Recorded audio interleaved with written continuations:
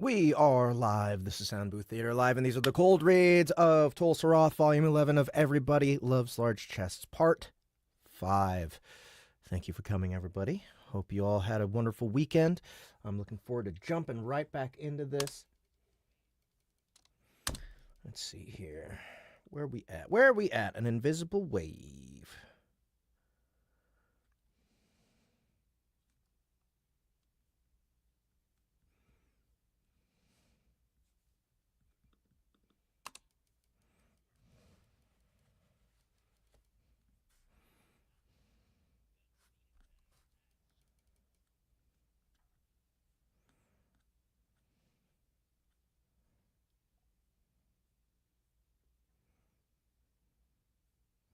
Okay, let's see. Hey, wait a minute. I think...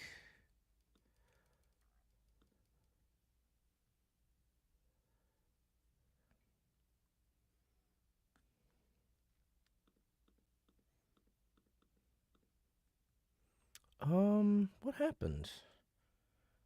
Script. BS has... Hey, we got... Alright, we got it working. And Aaron Morton.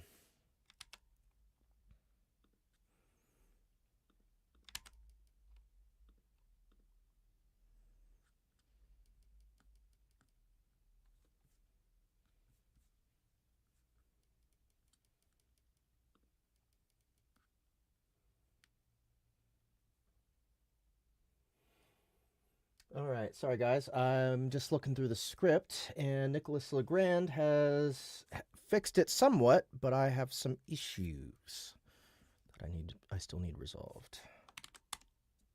Okay, maybe not.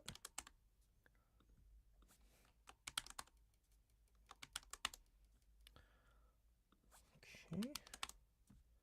Weird. Do I need to...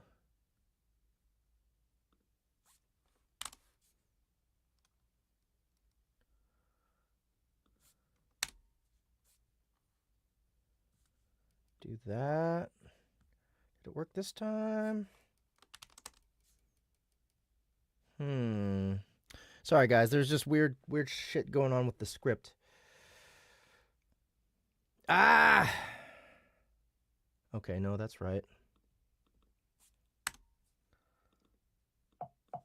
Anyway, so one thing, I don't know if you guys knew this, but we use Excel to do our scripts now. It's been, well, we've been using it for a while.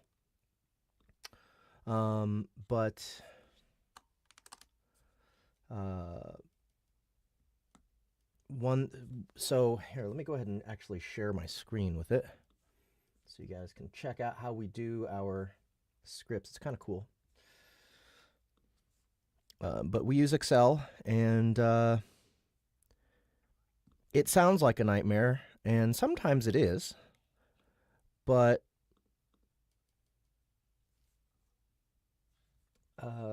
this helps us stay organized. It helps us work with the actors. As you can see, we have next to, like, we break out the dialogue from the narration. The dialogue gets the character name and the actor filled in, so that it's really easy for our actors to figure out where their lines are. So you can see here AE, this is Annie Ellicott for Keira. BS, this is Becca Sands for Robin. I think we saw that, let's see, Madeline, Keira.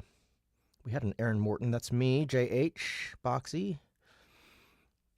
And anyway, but it takes a little bit of, programming from people who are way more experienced with Excel than I am to make sure this stuff works. And it's working correctly right now, at least on the script side. But there's also the legend and characters. So this is where I actually tell Excel who has what parts. You can see this is a list of my characters. Here's Annie's characters. Ryan's one character so far. But as you can see, Jessica Threet is not filling in, and neither is Becca Sands. So I don't know what that's about.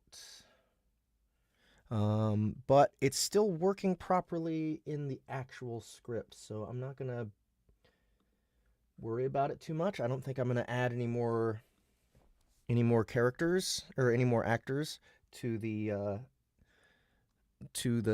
cast. Oh fuck, maybe Jonathan McClane. Shit. I was thinking about maybe Jonathan McClane. Fuck. Let me text him.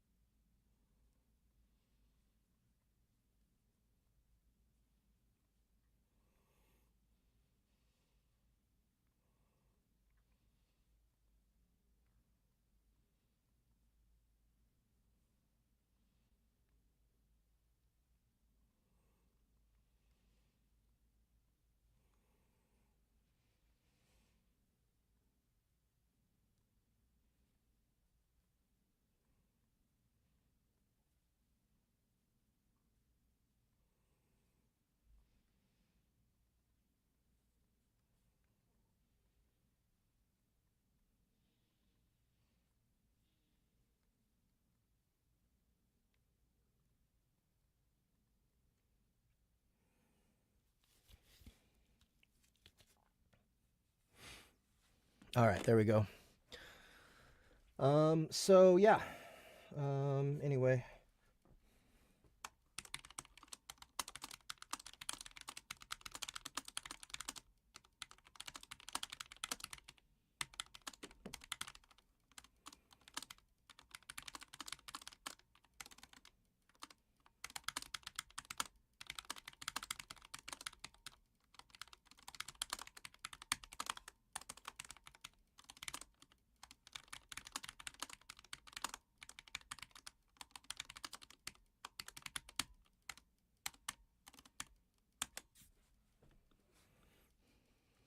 All right. How did DCC's Wondercrawl come to be, and will there be others? I hope there will be others. I want a Secret Asian Man song, damn it. But yeah, it was just a funny idea I had. I think I was 80%, 85% done narrating, and I just was like, man, wouldn't it be funny if we had Donut sing Wonderwall, or a parody of it? And I messaged Matt to see if he'd be interested in writing something like that, and he was like, "Yeah, let's do it." So it was a no-brainer. It felt like very natural choice. Okay, so let's go ahead and who's this? Who is this? Alistair.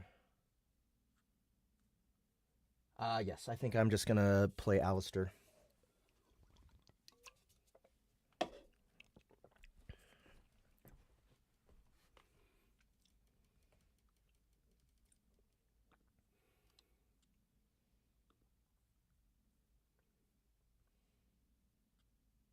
Oh, what?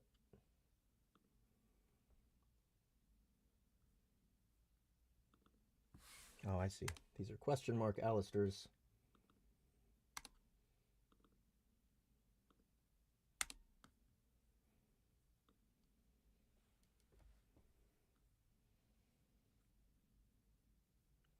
Gux.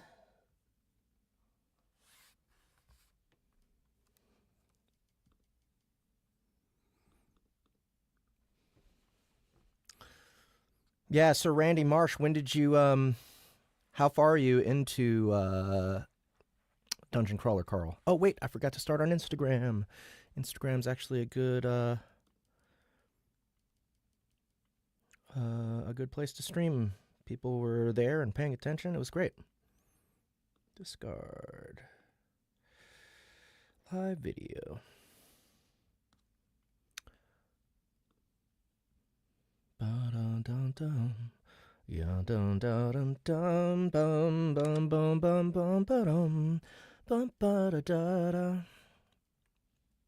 ba ba da da da ba ba da da da ba ba da ba da dum.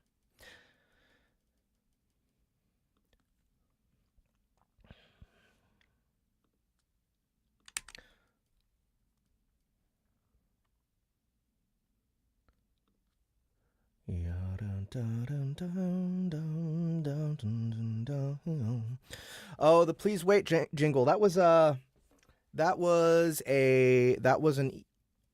little nod to Everybody Loves Large Chests. So I didn't want to do it more than once. I didn't want to make it the holding music because that's Everybody Loves Large Chests joke.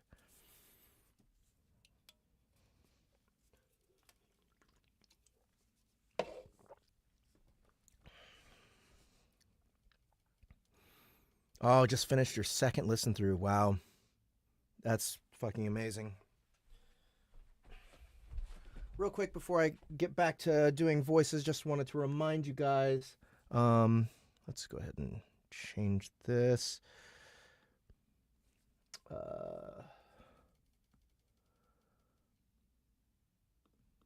we go. Share screen, window, here it is. Just wanted to remind you guys that we do have a new version of our app available now, soundbooth.app. That is the new name for our app, Soundbooth. That's it, no theater. We do have a little raccoon logo that we're using now, and the new app is better than ever. Please go check it out if you haven't already. There's so much content on there now. I mean, like, we've built up a lot over the last 5 years. You'll have some time to go through it, and over the next year we're going to be adding more publishers to the mix. So be sure to check it out. There's going to be way more audio landing on our platform in the coming year. SBT Raccoon plushie win. Not too long from now, I imagine. Next year, hopefully. But still devastating.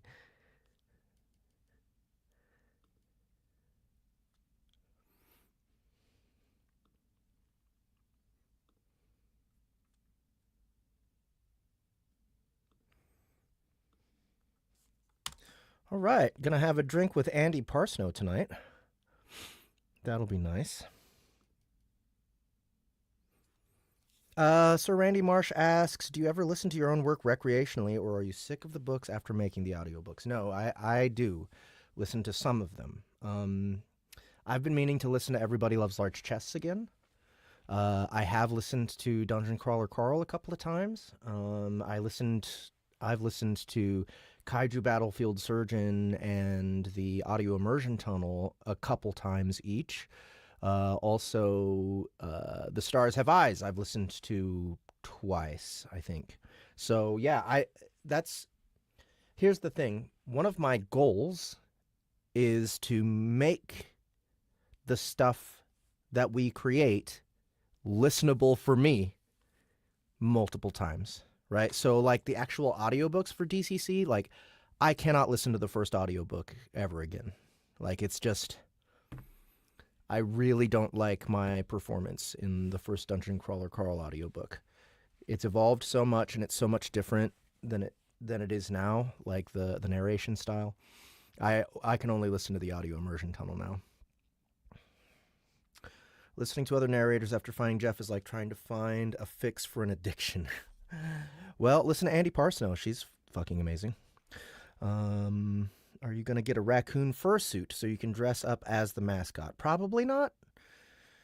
Might make someone else dress up as the mascot and then, like, beat them up and bully them. That's a possibility. I just started listening to The Stars Have Eyes, and I'm really liking it so far, says Water Kangaroo. Awesome. Thank you so much for giving it a shot. And tell people all about it once you're finished. Please leave reviews. Love your narration in DCC. I'm not usually a LitRPG fan, but the way you make it come to life is incredible. Do you have any other titles you've narrated in other genres? Yes, sir. Forge Bots. Just go to soundbooth.app, pick up The Stars Have Eyes. That one is Neven Iliev, the same author as Everybody Loves Large Chests, but it's a completely different experience. It's funny, but it's wholesome, and aside from the first episode, I would say the first episode isn't that wholesome. But the rest of the show is. The rest of the novel is. So definitely check that out. We have lots of stuff that's not LitRPG on our platform. We have Seance High Falls. We have let's see. We have Identity Theft. We have Deep Madness. We have let's see. Let me look again. Vampire Queen. And The Legend of Zero by Sarah King. We have, let's see. A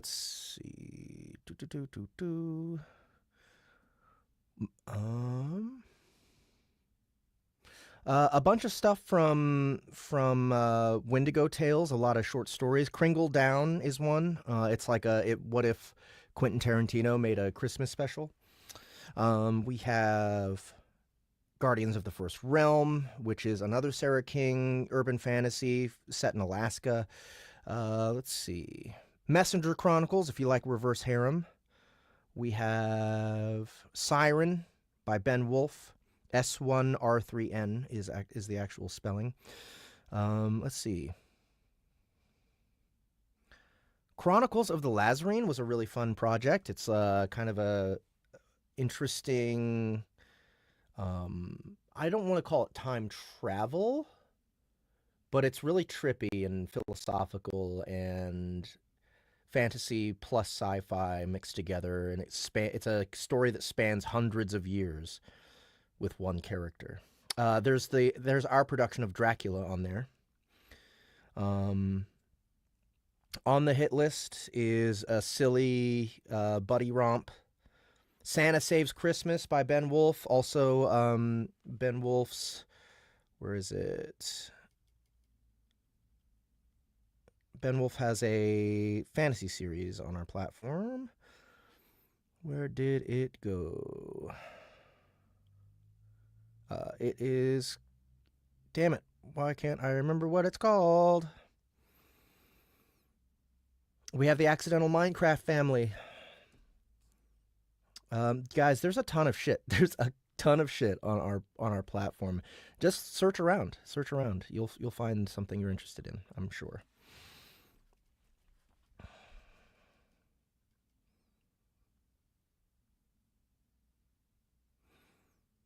I've been listening to the DCC immersion on the new SBT app, but I struggle to get the app to connect to my Bluetooth. It only wants to be on speaker for some reason. Toxic Koala, if you could please email help@soundbooth.app. They can take a look at the issue and see what's going on. We do not want that happening for people. So I would really appreciate your feedback going to our devs. So, want to listen to more LOL, but I can't afford Jack. It's driving me crazy. I want to finish DCC, only have the first episode. I'll get there, though. Thanks, Frank DeShane.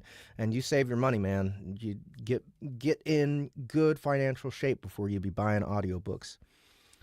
Water Kangaroo, SBT Dracula is fantastic. I'm almost finished with it. Thank you, Water Kangaroo. I'm so glad you're listening. The Relix series is good, says Frank DeShane. Heck yeah, sounds like an incredible catalog. Downloaded the app this weekend, so I'll look around. Thank you, Toxic Koala. Really appreciate it. Okay, let's get back to narrating.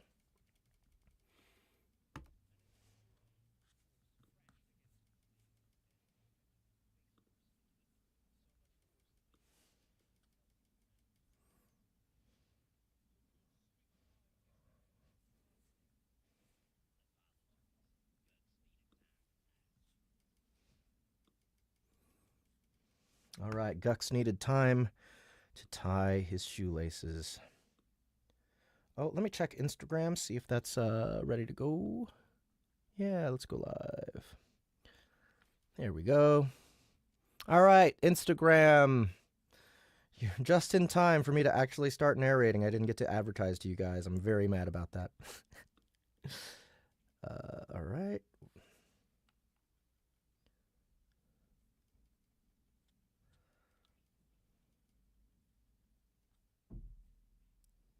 God damn it.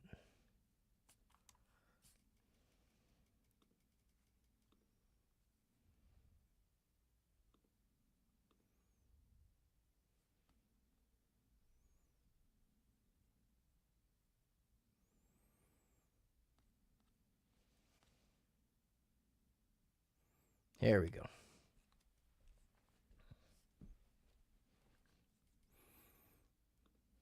Hey, Ambrox09 joined. Joan Resnick writing. Marco Ghostal joined. T Dinger73 joined. All Instagram people, thank you for coming, guys. Hope you have a good time while you're here.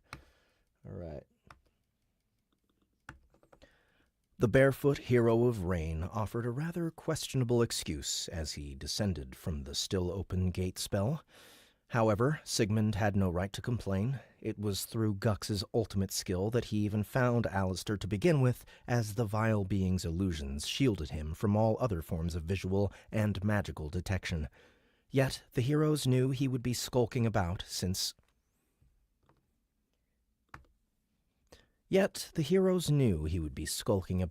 scouts recruited from the locals had found traces of a powerful undead being in the area surrounding their previous large-scale battles. There was no guarantee those tracks belonged to Alistair or that he would show up to every war zone, nor was Gux confident he could find the undead commander with his wandering mind, even if he was lurking about. Let's try that one more time.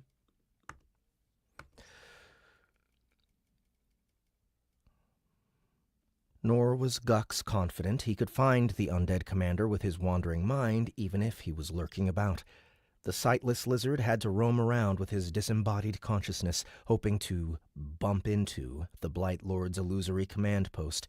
The fact that he located him a mere 30 minutes after the nearby skirmish started was nothing short of a miracle. Then, in a manner the goddess of probability would vigorously applaud, the heroes leapt at the offered chance with zero hesitation. Unfortunately, though,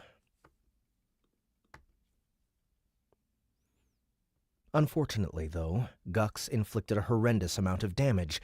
The Blight Lords... Unfortunately, though Gux inflicted a horrendous amount of damage, the Blight Lord still rose to his feet without so much as a stagger.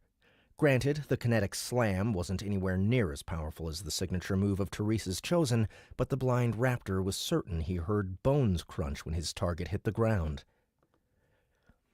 Hey, so many people joining and Instagram. 7, 8 people watching. Thanks for coming, guys. Heathens, X-Hammer, I Molnar, Bunny Knuckles, Meekstra, Pachico, Benito, M. Gillis, and 196, Deshane Jr. Frank, are you, you were in... Frank Deshane, you were on YouTube. Do you prefer on Instagram? That's interesting that you joined on Instagram instead of YouTube. Let me know if there's a reason for that.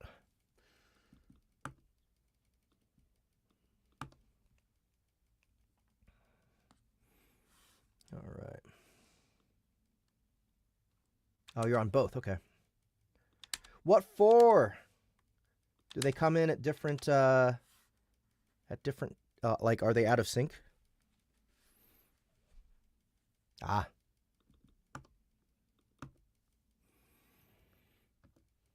Okay, dude 2, dude 3, and Will. We need...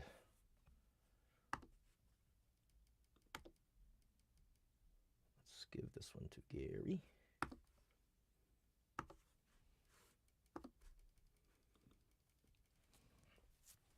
Be aware, his words echoed through his psychic link. Our foe possesses a powerful recovery ability.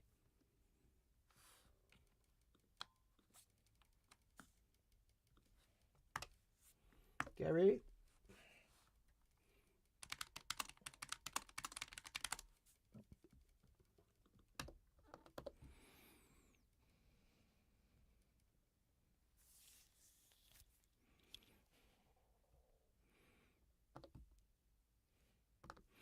I do not think it that simple. Sigmund added, he took nearly 30,000 damage from me and has not suffered a single scratch.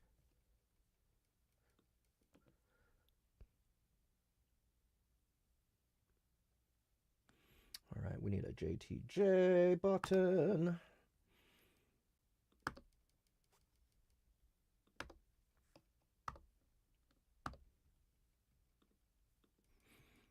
He cannot elude his destruction forever. Orin's reassuring words followed. We will not fail to stamp this evil out. Hey, Justin Thomas James is on Instagram. What's up, man? I just encountered one of your characters. You remember Orin? Okay, let's see. Heathens X Hammer says, "What's up? Cool to see this live. Can't stay too long though. I'm quote unquote working. Thanks, Heathens X Hammer." Deshane, no, I was watching on my TV, but then you said you're here, so I can't.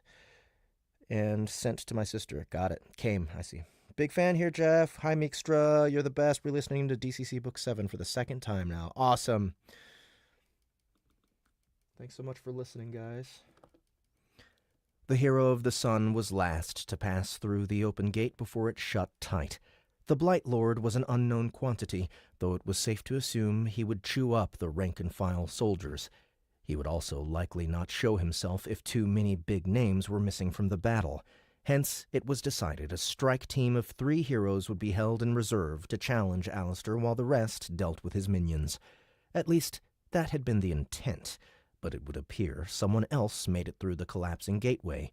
Someone short, armored, and perpetually pissed off. And this is Eenie.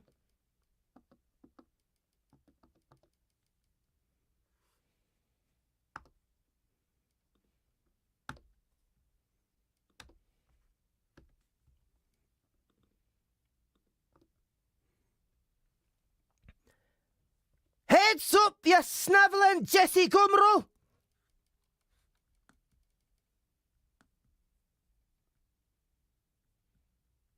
Oh, now Justin, this will be in thought.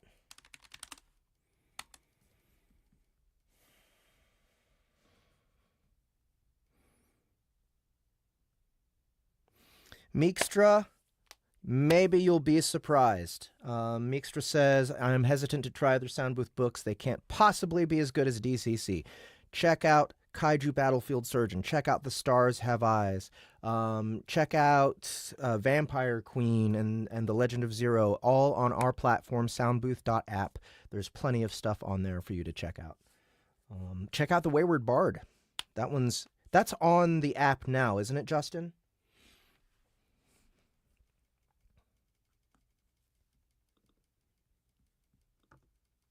Ah, fuck.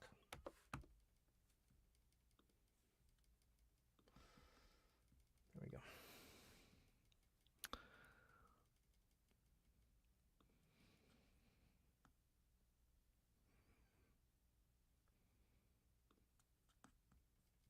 Yep, Wayward Bard is on there.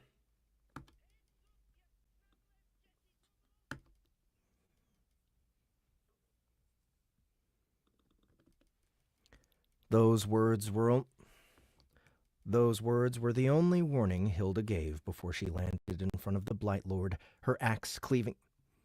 Those words were the only warning Hilda gave before she landed in front of the Blight Lord, her axe cleaving him top to bottom, right through the middle.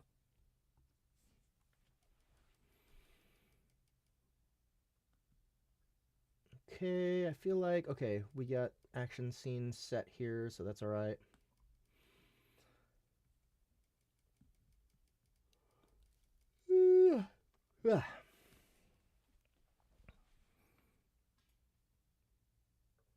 Oh, is the Wayward Bard on YouTube now?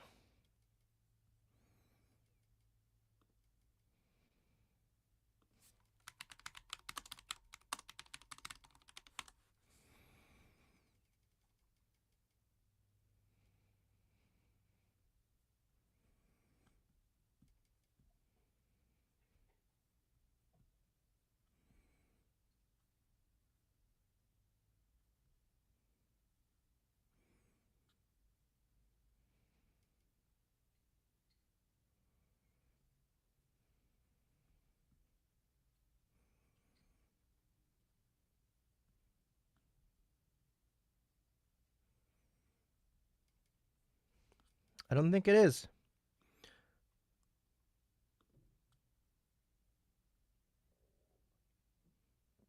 Ah, Mixtra found it on our app. I don't see it on YouTube. Maybe I can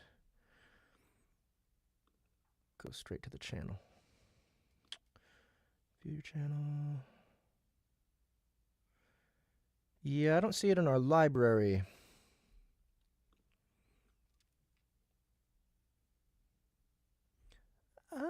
I feel... Oh, wait, it's unlisted. That's why. And that's just chapter 1. Yeah, dun, dun, dun, dun, dun, dun, dun, dun, dun.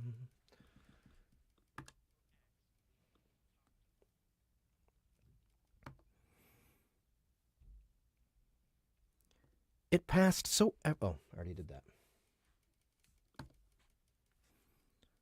It passed so effortlessly through him that the dwarf momentarily thought she was cleaving butter. However, when she looked back up, she saw he was completely unscathed and already preparing a counterattack. His hand came down on her in a wide, swiping motion while sheathed in a putrid-looking brown-green gas. The unexpected and ominous counterstrike would have definitely hit her if not for Gux, who managed to push out...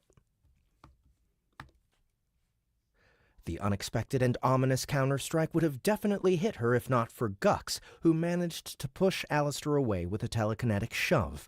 Sigmund dashed past the hot-headed dwarf as he chased after his quarry. Quarry. Is that the right way to pronounce it? Pachico Bonito, can you please tell me what EOD means? I feel like a dummy. Later, Justin. Oh, Justin, one more thing. Andy said 5 p.m. ET is a good time for drinks, which is right after our meeting. You good with that?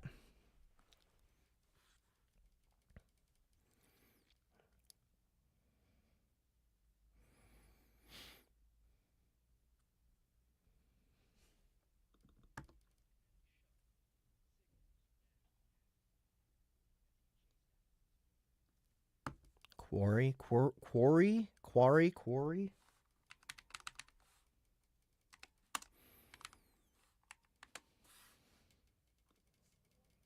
Quarry. Quarry. Quarry. Quarry. Quarry. Let's say quarry. Explosive ordnance disposal. Okay, that makes total sense.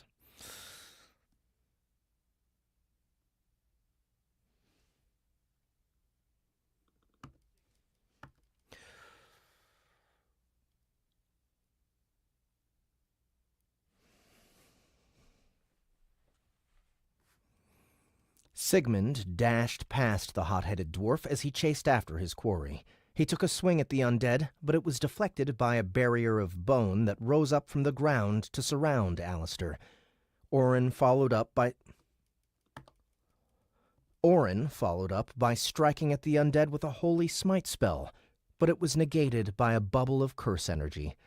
Hilda pulled her axe from the ground just in time to have Gux place a hand on her helmet and invite her into the hero's telepathic channel.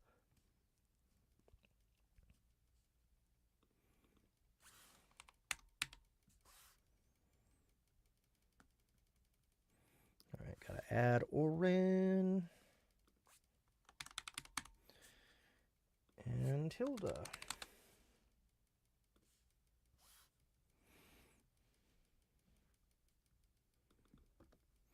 You are not authorized to be here! Sigmund's commanding voice entered her thick skull. I go where the fight's at, Baldy.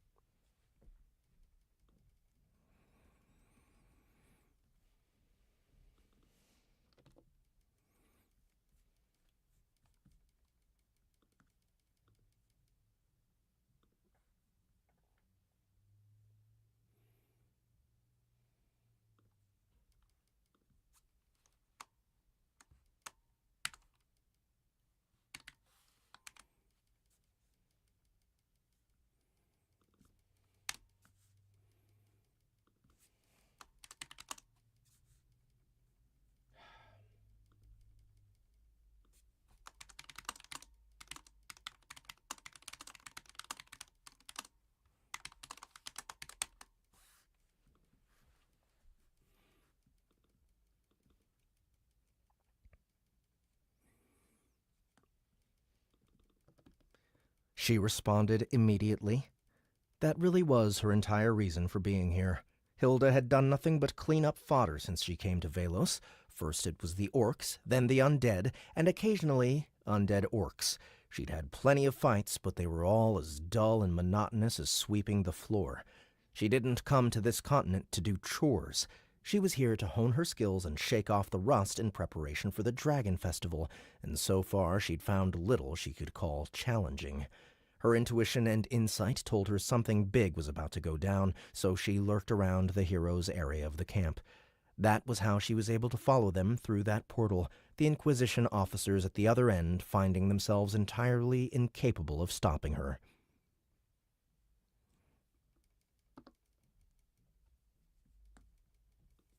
"Your assistance is most appreciated, Hilda of the Raging Tempest," Orin greeted her. "This foe is proving to be far more durable than expected." "Yeah, about that."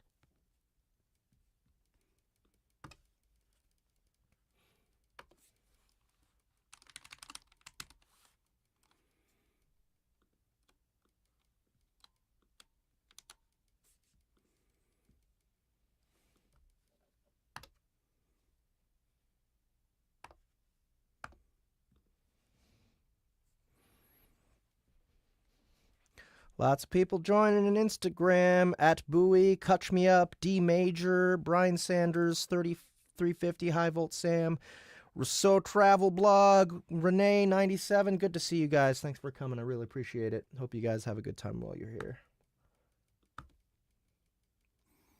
About that. Hilda was well aware this guy wouldn't die easily. She'd noticed the giant beam of light that accompanied Sigmund's hero skill just before she leapt through the gate, yet Baldy's opponent was still standing. She expected the guy would survive. She expected the guy would somehow survive her full-powered swing, but for him to shrug it off so effortlessly was... She expected the guy would somehow survive her full-powered swing, but for him to shrug it off so effortlessly was... sobering. Also enlightening.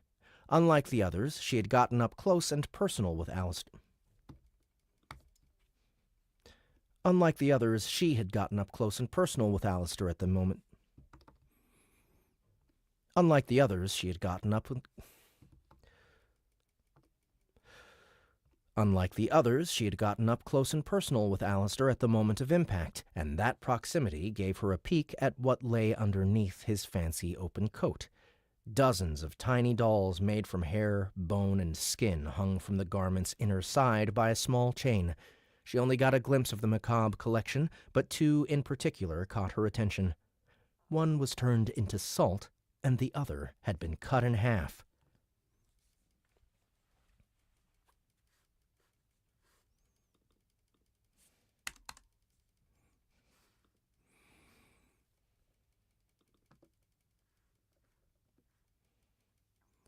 "He's got some weird dolls on him that are taking the damage in his stead."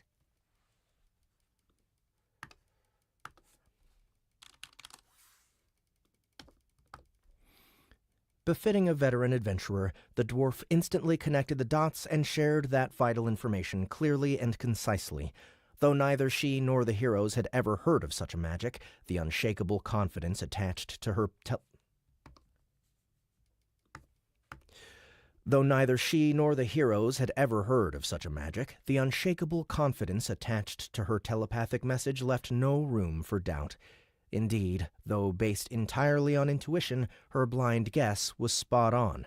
The skill in question was called Undying Effigy, a Blight Lord exclusive. It gave Alistair quite a few extra lives to work with, but creating a new effigy wasn't something that could be done quickly or easily, least of all in the middle of a fight. His enemies didn't know that detail, but they correctly assumed that any ability powerful enough to counteract a hero skill would have a severe limit or cost attached.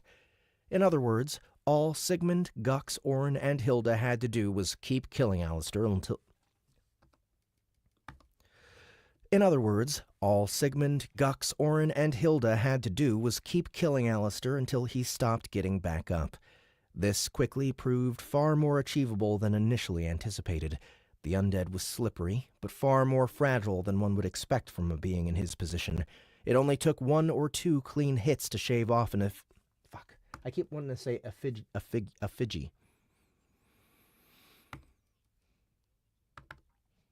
It only took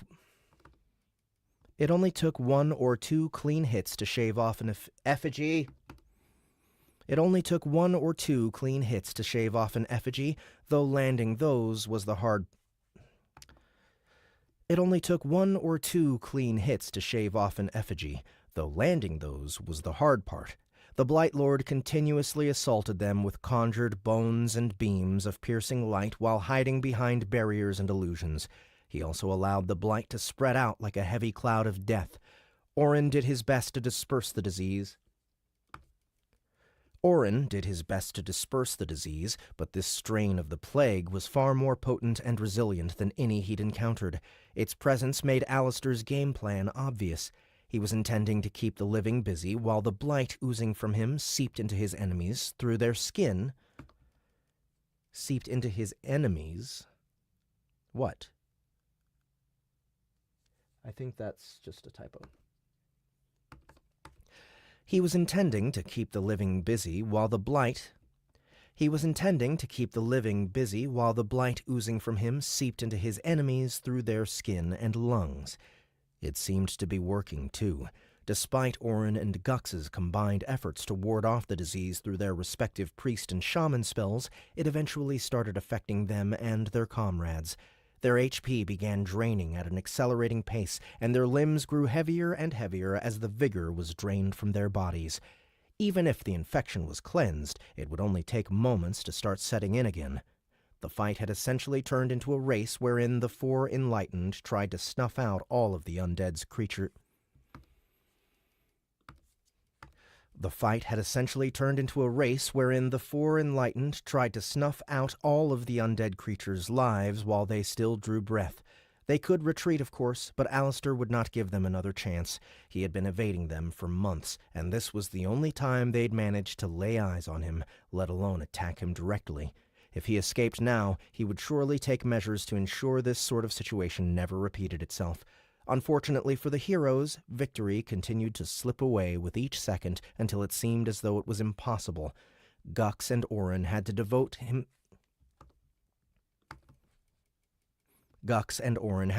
almost their energy, all their energy.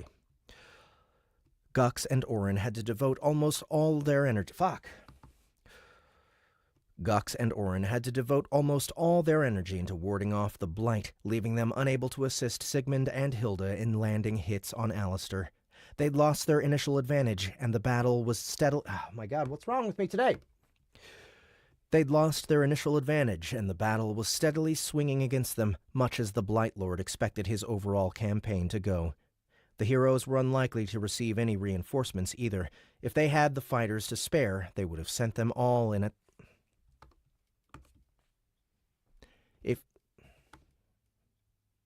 If they had the fighters to... If they had the fighters to spare, they would have sent them all in. If they had the fighters to spare, they would have sent them all in at the start. To make matters worse, the undead plague around them was now thick enough to form an off-brown fog. The disease not only weakened the living and obscured their surroundings, but also empowered their enemy, making him even faster and harder to pin down than before. All right, sorry, I just saw there was some stuff that people were saying. Jeff, I know you're working on a different book now, but is there any chance you can say any line in Donut's voice? My boys are watching here with me and are big fans of her. Oh, honey, of course I can. Hello, boys. I hope you're having a good time watching me. This is a very inappropriate series for you, though. All right, we were just talking about these books, and you are so excited you're working on this. Thank you. Thanks, Geeks Need Love, too. Appreciate you. Haha, this is so fun to see. I've always wondered how many mistakes it takes to make these books. What book we reading now? Everybody Loves Large Chests, Volume 11, TOL-SAROTH. All right, Jonathan McLean is down.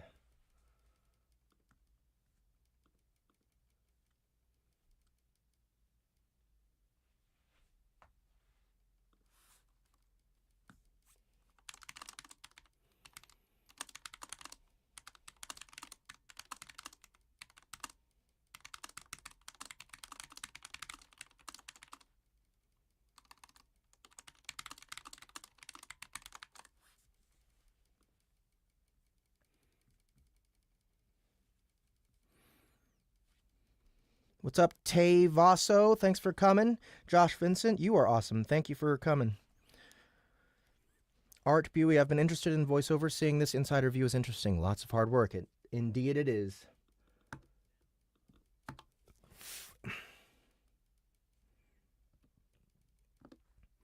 Forgive me, Solus.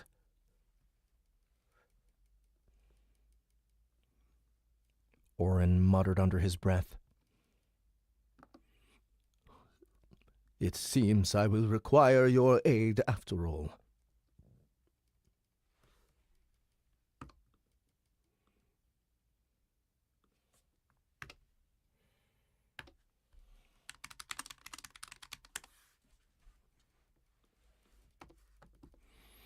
Though he didn't want to take away from what little precious divine power his patron deity had, the hero of the sun had no other option. He activated Celestial Avatar with a silent prayer, and his massive body turned into what could only be described as solidified sunlight. The warm, nurturing light he emanated rapidly dispersed the foul disease and filled his allies with unparalleled vigor.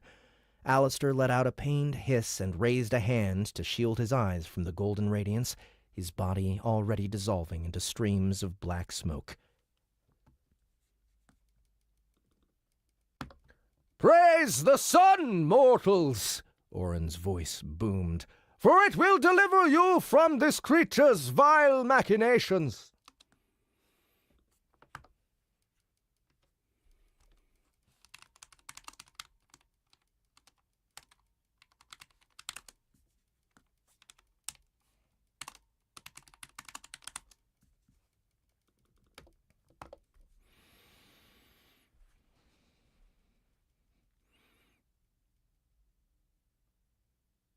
Bohemian Booth says, looked up the book. Those were not the kind of chests I was expecting. Of course not. Thanks, they loved it. If you're the best, you're the best. And nope, they're not allowed to listen, just bits and pieces. Good. All right, let's see.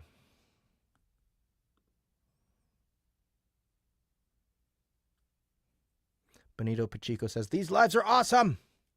You're awesome. Thanks for watching. Where did Instagram go? There, okay.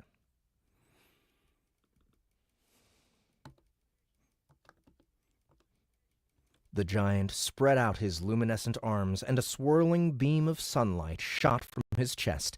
It instantly enveloped Alistair, leaving him little more than a shadow drowning in a sea of blinding light. His form pulsed as withered flesh rapidly disintegrated and then just as quickly grew back. The Celestial Avatar's stream of concentrated energy was tearing through his stockpile of undying effigies like a hungry mimic through an orphanage.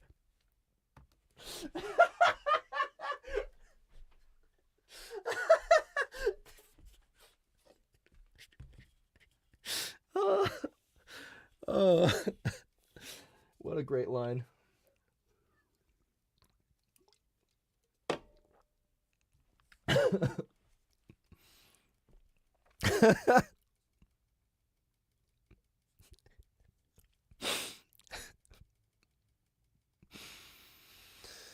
What's up, Dustin R79? Thanks for coming.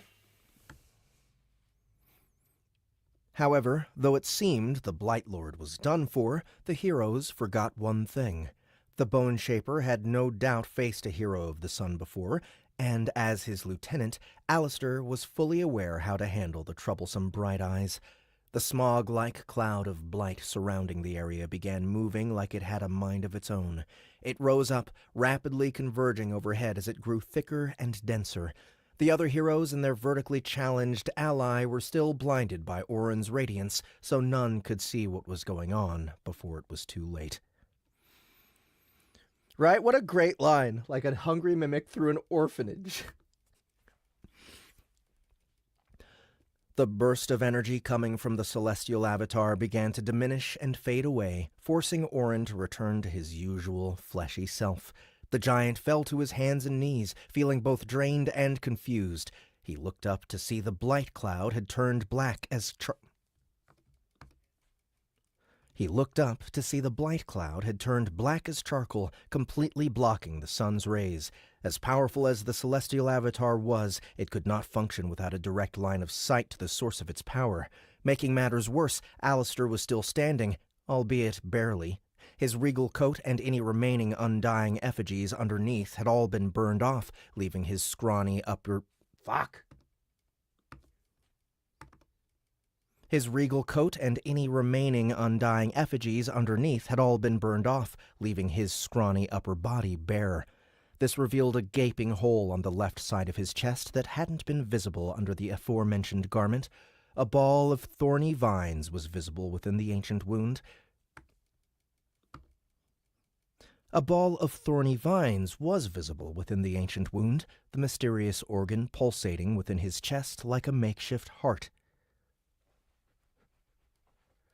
Which was the most unhinged, Bohemian Booth asks, of all the books I've narrated? Probably Everybody Loves Large Chests, man. It's fucked.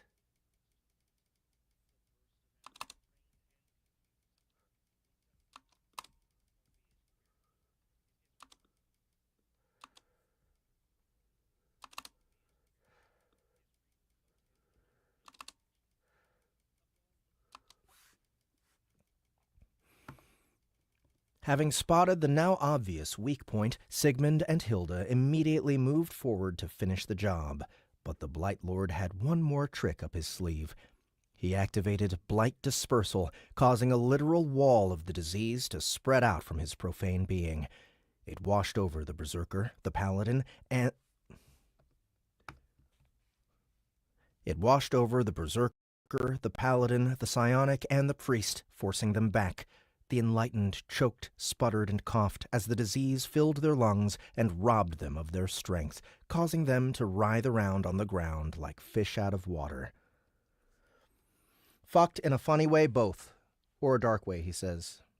It's seriously both.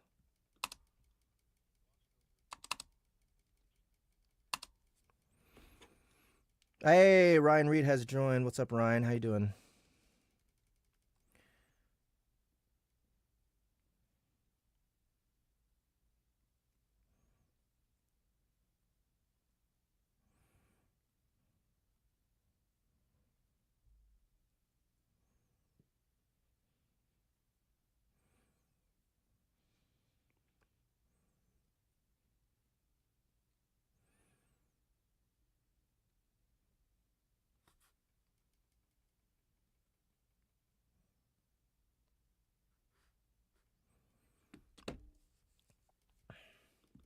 Ryan, we're going to get Jonathan McLean on this as well. What's up, Uncle Dread? Huge fan of your work, Mr. H. Thank you, sir. I'm a huge fan of my listeners.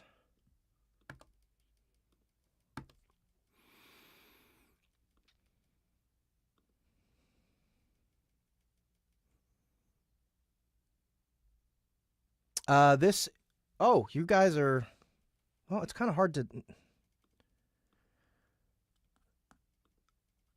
I can't tell what you're seeing because the live video that I'm looking at on Instagram is just a frozen picture.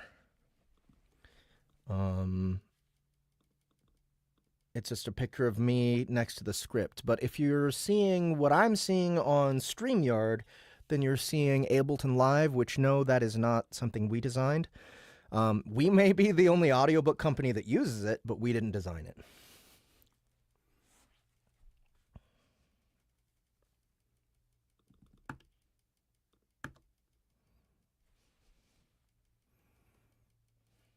All right, let me remind myself what Alistair sounds like.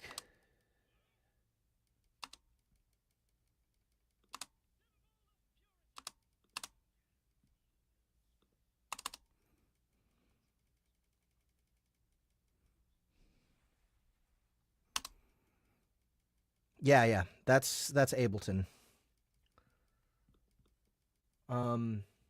Using Ableton Live to do audiobooks is complete overkill. Let me be clear right now. However, we do a lot of music, we do a lot of sound effects, and we do a lot of passing work files back and forth between actors.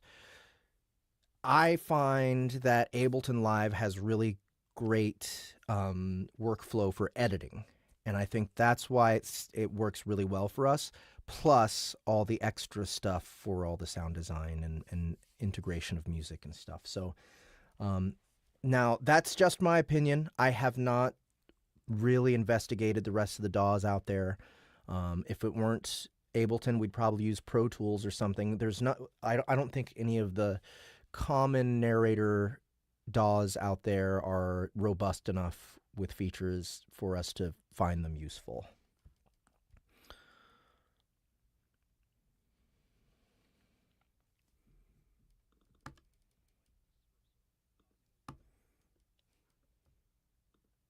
All right, let me listen one more time to this character.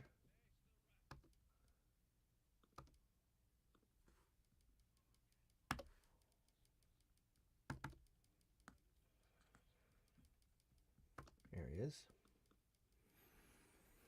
That's more like it. Oops. Should be dude 3. Brown note.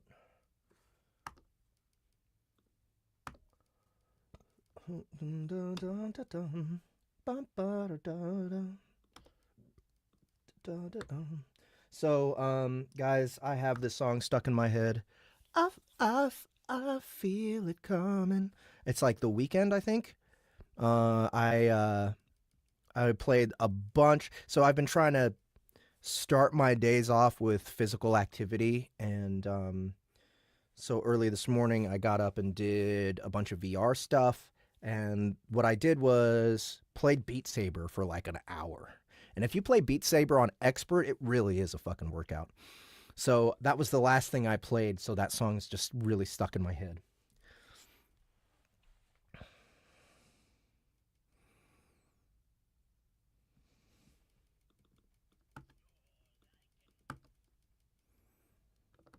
Alistair declared triumphantly.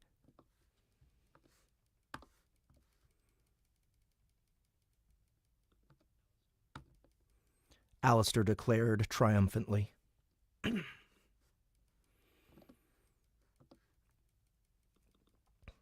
Took you long enough to blow your load, sonny boy? Took you long enough to blow your load, sonny boy? How long does it take from when you finish recording the audiobook to when it gets released? Constantine Schnellhardt asks. For most books, not very long, maybe an extra month tops. For Everybody Loves Large Chests, because we do so much production, quite a while, at least 2 to 3 months. We work hard on some damn Everybody Loves Large Chests. Blight Dispersal was his most potent weapon, but it couldn't match up against the Celestial Avatar. He knew full well just how unfair a hero's skills would be, and just like with Hesk and the Plague Belcher, he made sure to bait it out before he showed his hand. Sure, he had just barely survived on his last life, but these mortals stood no chance of claiming it. Even if they somehow mustered the strength to stand, they would find Alistair immensely empowered by the same blight that left them gasping and choking. His previously scrawny form grew several sizes larger, adopting a powerful build and wide frame that put even Sigmund's respectable muscles to shame. Even the gaping hole in his chest was sealed up, the mysterious organ within disappearing from view as if to taunt the living in their final moments. Naturally, Alistair himself wasn't above a bit of trash-talking. Oh, what's the matter, human? He gloated as he loomed over Teresa's chosen. Where's all that pep you had a second ago? Where's all that pep you had a second ago? He kicked the paladin, sending his heavily armored bulk crashing into Orin's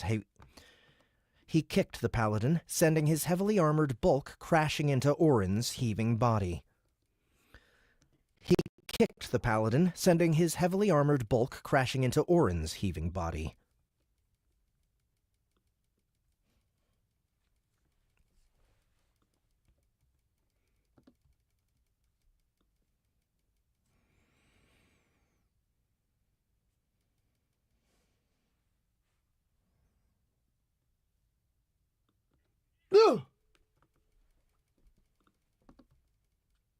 Nope.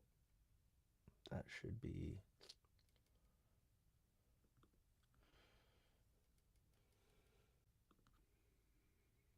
wrong color.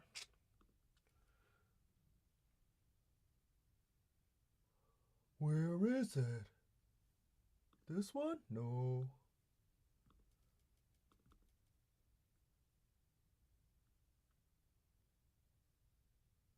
What? There it is. Okay.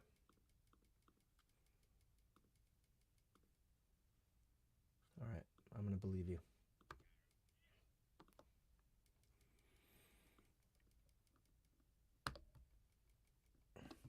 Oh!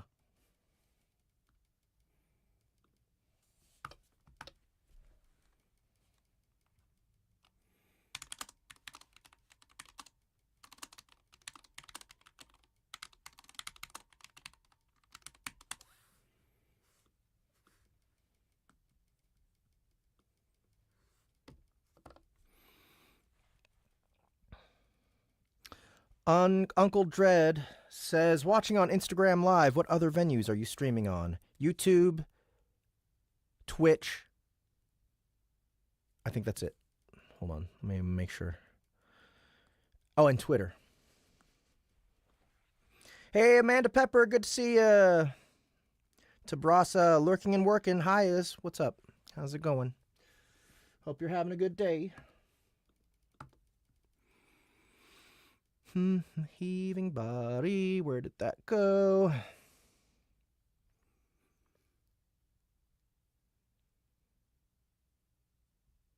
There it is.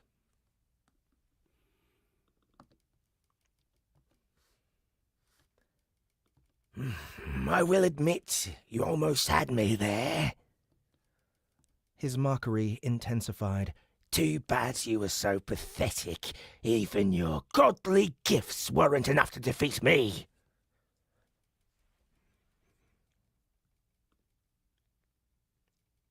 Amanda Pepper, one sec.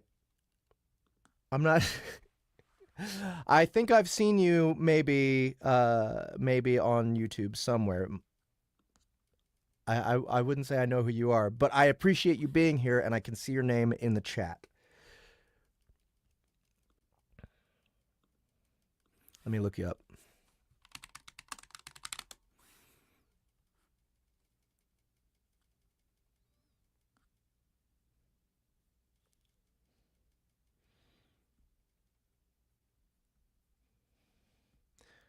Okay.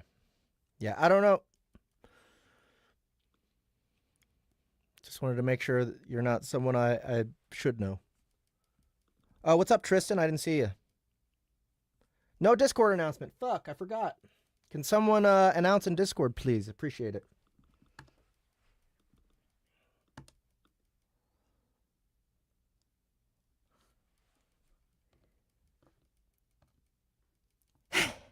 I don't need no blimey god. Hilda spoke as she rose to her shaky feet.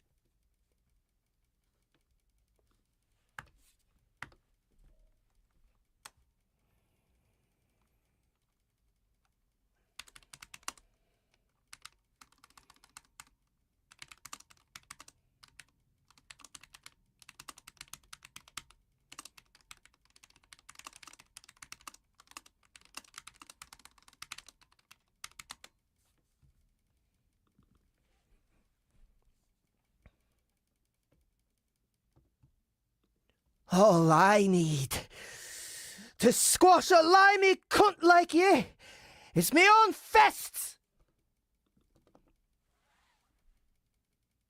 Ah, Amanda, it will be good to see you in July in Denver. Yes, for those of you who don't know, LitRPG Con is July 18th through 20th in Denver, Colorado. Yes, that's right. Sound Booth Theater is running our own LitRPG convention. If you haven't already, go pick up some tickets. They are still available, I believe, but they won't be available for too long because people bought them up pretty quick. LitRPGcon.com to pick up tickets to our LitRPG convention. That will be a weekend full of panels of listening to creators, like some of the biggest LitRPG, like I can't think of any big LitRPG authors who aren't going to be there, except maybe Neven Iliev. I don't know if Shimmer's coming either. But all the big ones, Dakota Kraut, James Hunter, Matt Dinneman, of course, Shirtaloon is going to be there. Fucking Aileron Kong is going to be there. Everybody's coming. So definitely, if you have the time, if you have the money, go to litrpgcon.com and pick yourself up some tickets. There might even still be some hotel rooms available at the discounted rate. It is at the Grand Hyatt in Denver. So.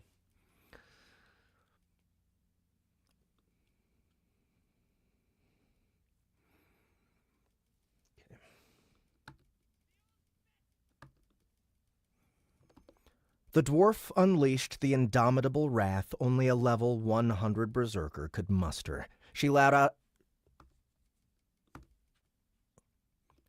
a deafening war cry and charged at Alistair, ready to throw her life away if it meant she could take this She let out a deafening war cry and charged at Alistair, ready to throw her life away if it meant she could take this unsufferable twat lord with her.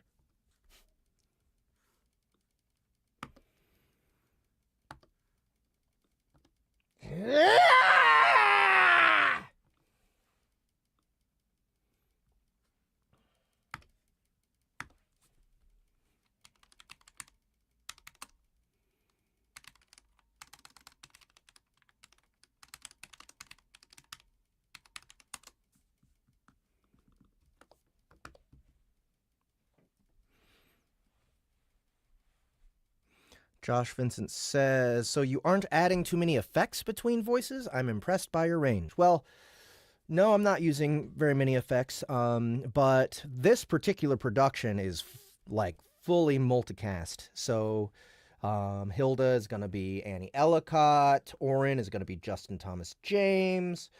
I might give Alistair to Jonathan McLean. He's already said that he's down to play in this one. And I want to give him TOL-SAROTH.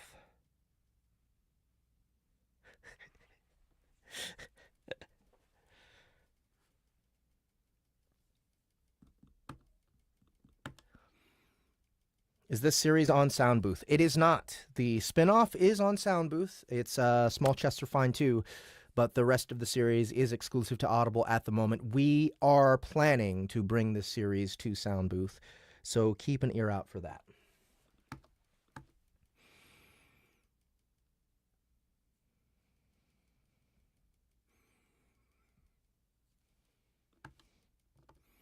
The undead grinned under his face mask and spread his arms out as if to welcome her futile charge. He wouldn't let the dwarf touch him, of course. He merely looked forward to seeing her wallow in despair when he swatted her away with minimal effort. Once she and her companions had perished, he would raise them to be his subordinates just to spite the gods that turned their backs on him and his family oh so long ago. Unfortunately for Alistair, his calculated machinations would once again encounter a rogue variable of unprecedented magnitude. Okay, I've heard the word pronounced machinations before, but I like machination, and this Oxford Languages Dictionary is giving me permission to say it that way, so...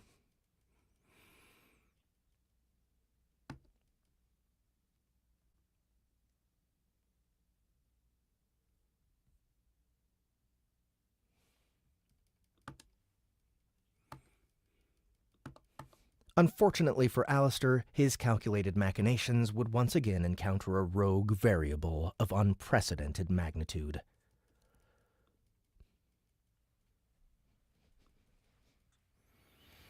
A sure thing exotics. When will this cold read be on the Sound Booth website? I think we're not going to do that anymore. So it just turns out that not a whole lot of people go to the app to download it and listen to it. But if any of you guys are hearing that now and are outraged, please email us at support@soundbooththeater.com and tell our customer service person that this is a huge mistake and that you guys might stab me if we stop publishing them to our app.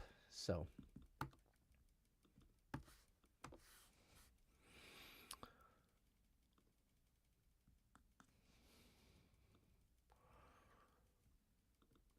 thumb.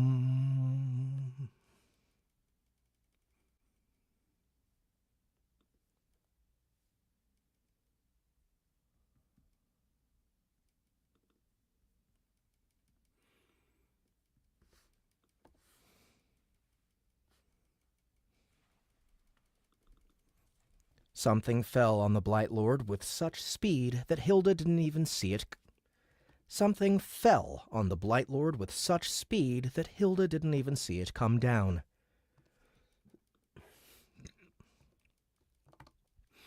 It landed with an earth-shaking impact that flooded her vision with a wave of dust and rock. Her ears were then deafened by a strange thunder that made the very air tremble. The sonic shock wave was accompanied by a turbulent rush of wind so fierce it scattered the unnaturally heavy blight cloud. It was a testament to the rancor's endurance that she remained standing in the face of all that chaos, during which she couldn't help but imagine that the limey cunt had spontaneously exploded. An amusing thought, albeit highly unlikely. It took a few more seconds for the elements to resolve the absurd forces. It took a few more seconds for the elements to resolve the absurd forces they'd been subjected to. It was only then that Hilda allowed herself a grasp. It took a few more seconds for the elements to resolve the absurd forces they'd been subjected to. It was only then that Hilda allowed herself a gasp of blissfully clean and surprisingly cold air. As her vision cleared, she identified a face she never thought she'd be happy to see. It bore the beautiful features of a mature woman locked in a mask of indifference around a lazy look in her inhumanly yellow eyes, all framed by a familiar head of raven black hair. The dwarf momentarily questioned if she had the wrong person, since the one she was thinking of didn't have feline ears, furry forearms, bird feet, or a tuft-tipped tail. The wings were there, but they were significantly more tangible than the ones in her memory. By all accounts, this should be a completely different creature, yet that thoroughly unique visage could not belong to anyone else.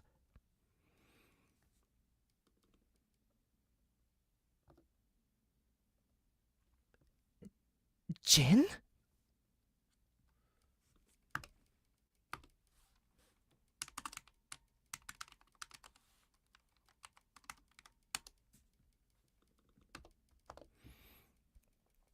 The dwarf mumbled in disbelief.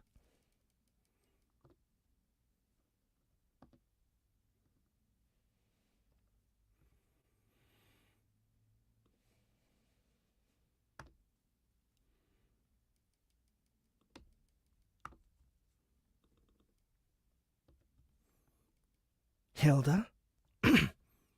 Hilda? How's it going, C-Glove9 and C66278? Good to see you guys.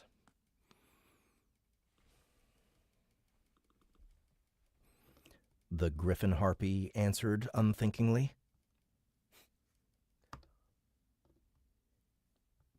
What in Goroth's gravelly ballsack is going on?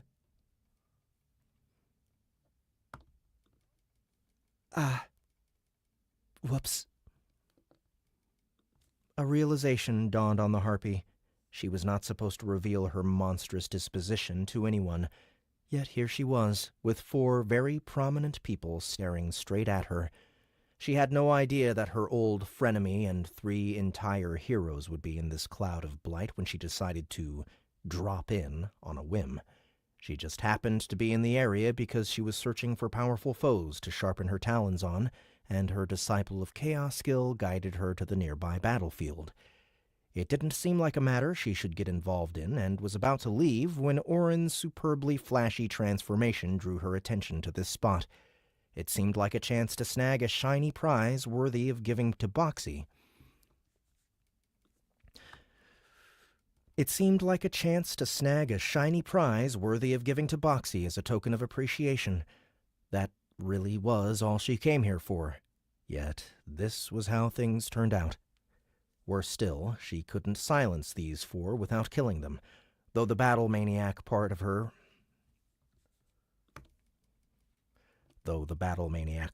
relished the challenge, her monstrously pragmatic side knew the idea was a very poor one. Though these four were clearly exhausted from their battle, the high-altitude supersonic air raid that Jen had just pulled off had taken its toll. Though she hit it rather well, the recoil from that ridiculous impact had left her right leg broken in 3 places. She was in no condition to challenge 4 veteran fighters, not to mention her new boss might have plans for these 4 high-profile individuals. Then there was the matter of the pulverized remains in the middle of the freshly made crater underneath her talons. Jen genuinely had no idea who or what she was aiming for, since she couldn't see very well with all that smog in the way, so she naturally aimed for the largest silhouette. Identifying the smear her target had turned into was all but impossible, but the monk had enough experience to make a few educated guesses. 1, it was clearly undead, seeing as her key had purified parts of the body into gray ash. 2, it probably wasn't important to Boxy's schemes, since that creature hated the undead. They tasted horrible. Lastly, and most importantly, the creature was a high-value target that instantly boosted her Harpy and Griffin jobs from level 23 to 25. That was a lot of XP for what was essentially a stolen kill. Jen wasn't expecting to hit the rank-up threshold today, but now that she had, she made it her next objective. The process would heal her leg, make her even stronger, and fulfill the first tasks. The process would heal her leg, make her even stronger, and fulfill the first task Boxy had given her after it removed the shackles of her humanity.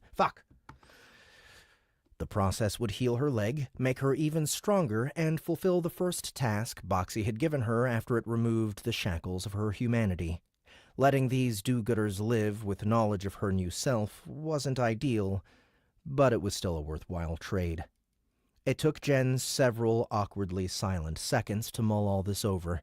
Mind made up, the Griffin girl threw her captive audience a cheeky V sign with her right hand and darted off into the sky with dust off, her talons still wrapped around Alistair's mangled remains. It all happened so fast that it took the hero...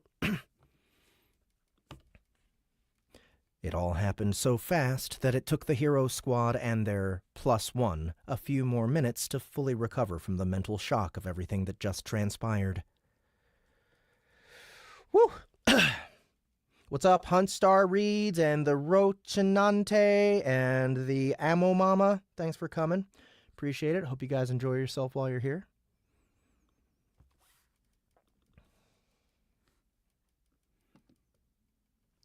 So, care to explain what that was about? Oren questioned Hilda as he treated everyone's injuries. Why you asking me? It seemed to Gux, the Angry One knew our mysterious savior. The hero of Rain pointed out. I know a lot of folks, most of them weirdos. Jen just topped that list, though. Jen? Sigmund raised an eyebrow. As in Jennifer Jackson of the Gilded Hand? Aye, you heard of her, Baldy? Few in the Empire haven't. Her wanted posters were spread all over following the war. Few in the Empire haven't. Her wanted posters were spread all over following the war. You can still see them here and there around the capital.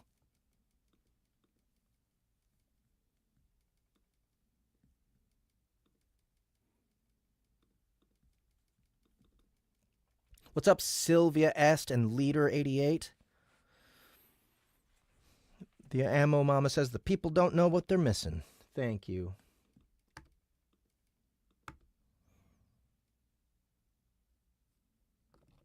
Her bounty remained active since her death was never confirmed, and meeting her on Velos certainly answered a few questions, though it raised far more.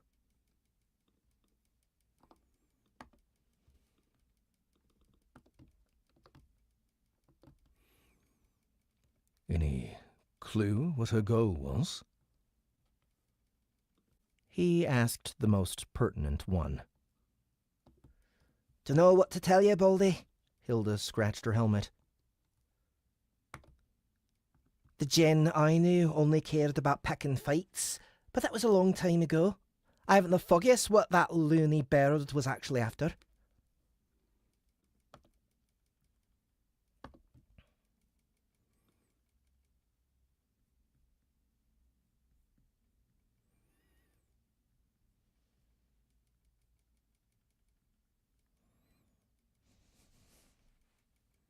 Well, the Blight Lord has fallen, if nothing else. The giant chuckled. That is the best idea. Huh? I say we focus on that and let the rest be.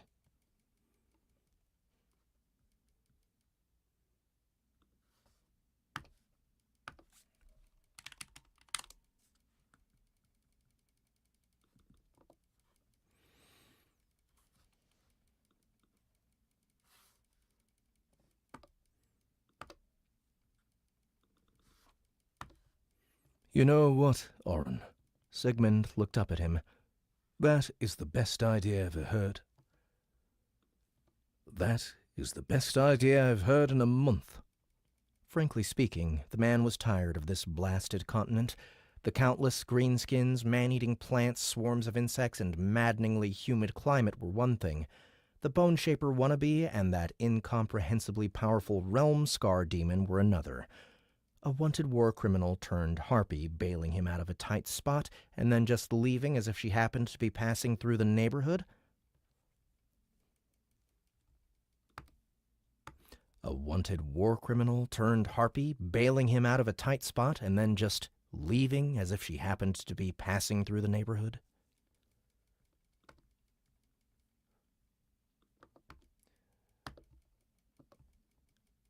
Fuck this place. I'm going home. That was where he drew the line. Mango Media! Hey, what's up, Selkie? How's it going? Good to see you. Thanks for joining. Appreciate it. All right, so let's keep going with this. And we have a thum.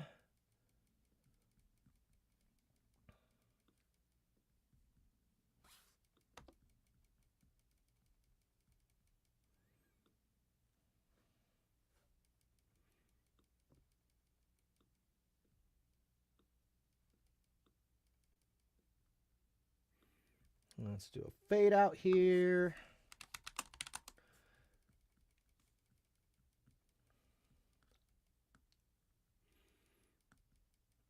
Okay, so there's got to be a place for combat music.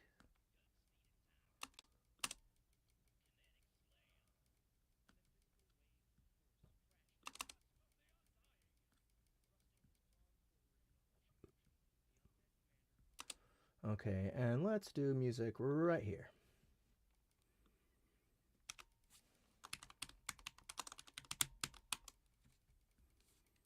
And we'll go all the way to here.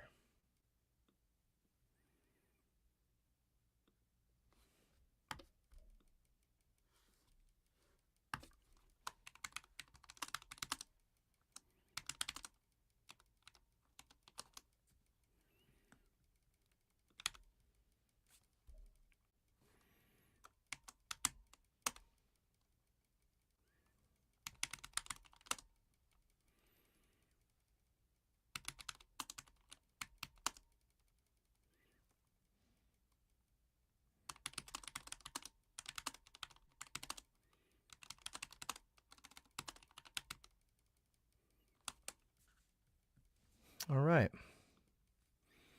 Leader 88, I've always wondered, how much prep work do you do before you go in and actually read/record? As in, do you read through and document character traits in order to come up with the voices first?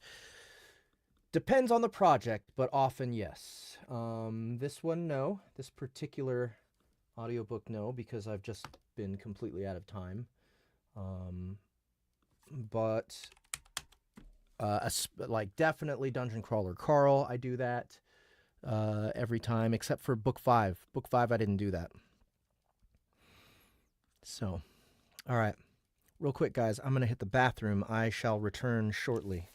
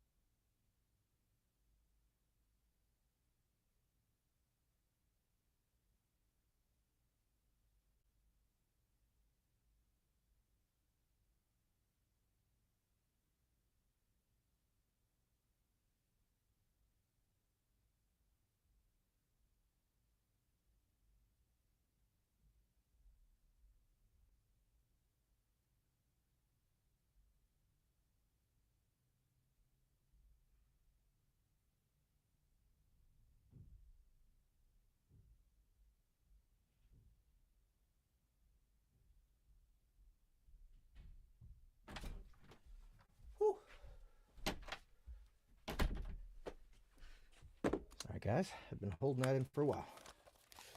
All right. On to chapter 2. What's up, that nurse Missy?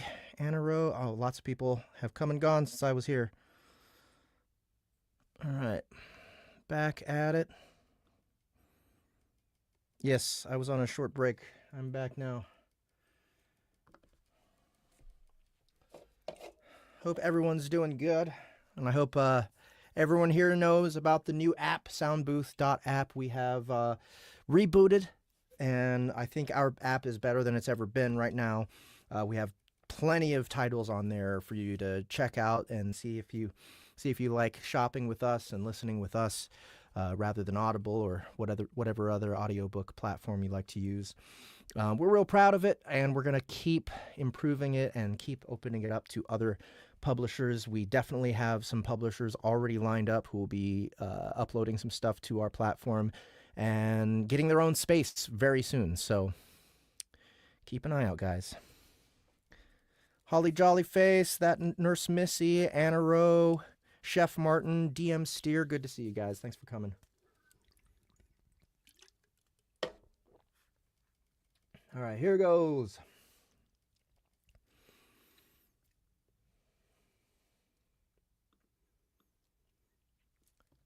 Chapter 2, Legacy, Part 1. It hadn't even started, and people were already calling it the trial of the century. Officially, the legal proceedings had a very lifeless designation marked with serial numbers, abbreviations, and jargon. Unofficially, it was the sentencing of the worst criminal and terrorist to ever set foot on Republic soil. An exaggeration, without a doubt, though it certainly felt true to the people, and theirs was the only opinion that mattered as far as the government was concerned. Indeed, this entire trial was ultimately a farce, a show put on to appease the angry populace. The defendant, a human spy called Whitaker, didn't even have legal counsel since nobody wanted to represent him. Even the Imperial Embassy didn't want to get involved. His guilt had clearly been decided long before he was dragged before a judge. The courtroom was filled to the brim, even though only select people were allowed to enter. That didn't stop the commoners from gathering outside the courthouse, chanting angry slogans as they voiced their pain and outrage at the villain inside. The more cynical among the citizens even noted that the Republic government could have made a fortune if they sold tickets to the highest bidder. A few even believed that was what had happened, given the social status of those inside. Business tycoons, guild leaders, government officials, military commanders, foreign dignitaries, and influential VIPs were the only ones allowed to observe the mock trial. They all glared at the defendant in the front of the room, who was chained up and under heavy guard. Whitaker seemed entirely unfazed by the bloodlust hammering at the back of his head, mostly because he was nothing but a meat puppet dancing to the tune of a pair of shapeshifters. All right. Copperbones, CK Lightfoot, Corinne's Chapter Chatter. Good to see you guys here as well. Thanks for coming. What is your next project after Everybody Loves Large Chests? Asks Constantine Schnellhart. Are you guys ready for this? I don't know if I should say everything. Maybe I should just tell you the author. The author of the next book I'm starting is Mr. Matt Dinneman. I think I'll just leave it there. We're getting a new Everybody Loves Our Chests. Yes! Yes, Daniel Westeroth, that is correct.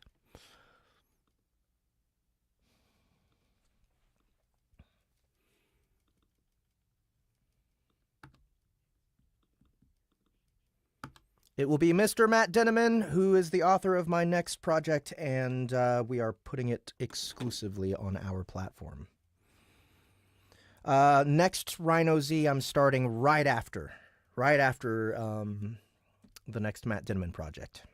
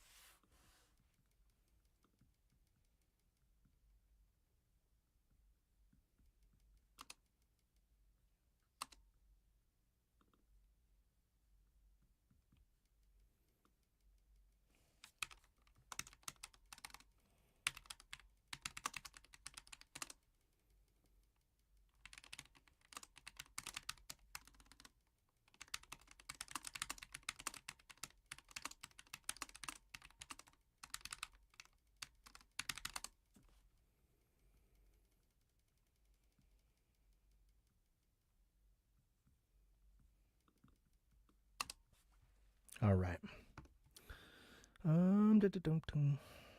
Also, okay.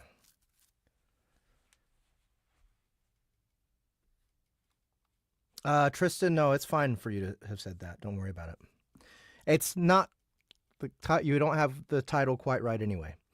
Any ideas when Chapter 6 of the Ant story will be recorded? As soon as I'm done with the secret Matt Dinneman project.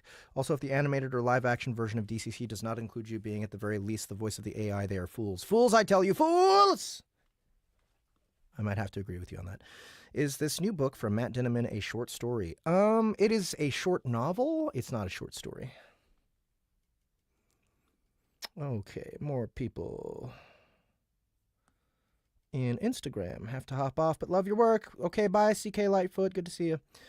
Jonathan Fingers, V. Hilton, M. Seek 808, Tim Cox 1987, Robbie Ayers, 8 Buey, Will. I don't know what that means. KT Wilson, and the Cassafras TM Ek 919, and one other joined. Okay, you guys are awesome. Thank you so much for coming and hanging out with me. I hope you guys have a good time while you're here.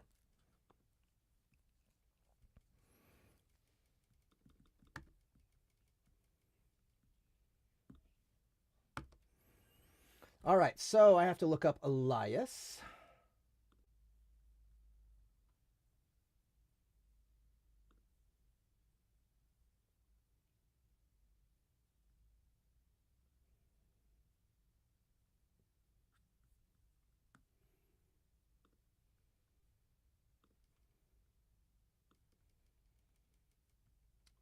Cancel. Is Elias in book 10?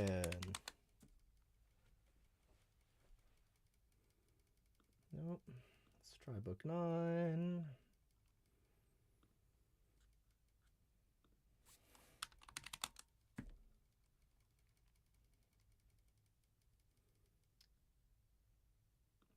Let's try book 8.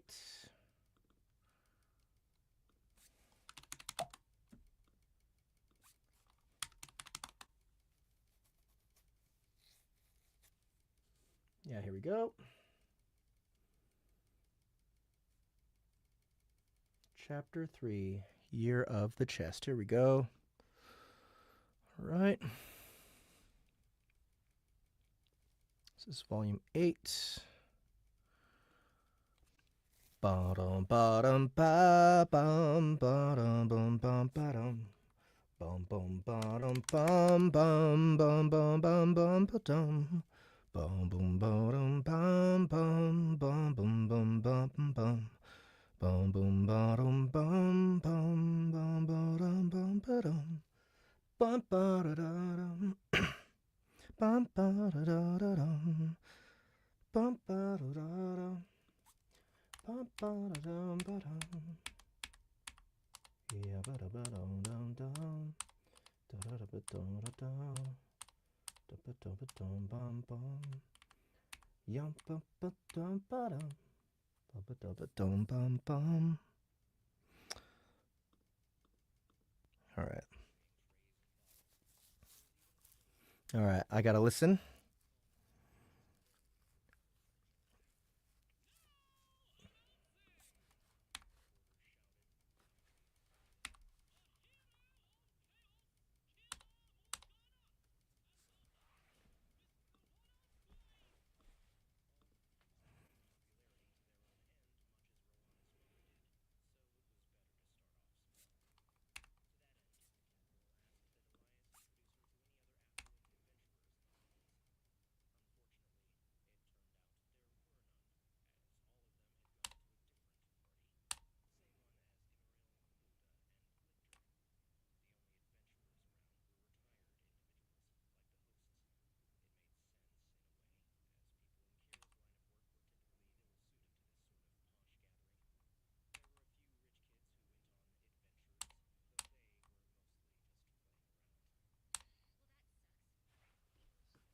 Here we go.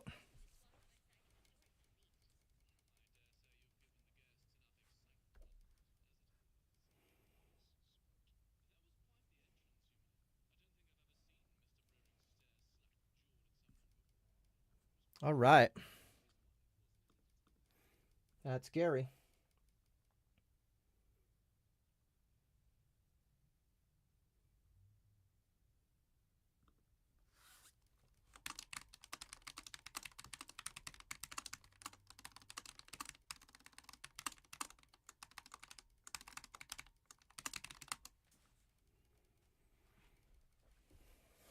Okay, so this is Getty.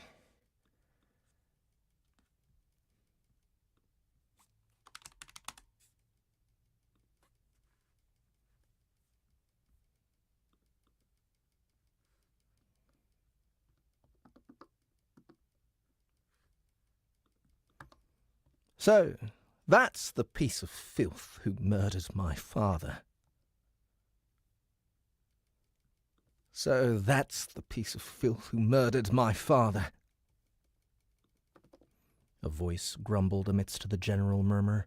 I wish I could have 5 minutes alone with him and a crowbar.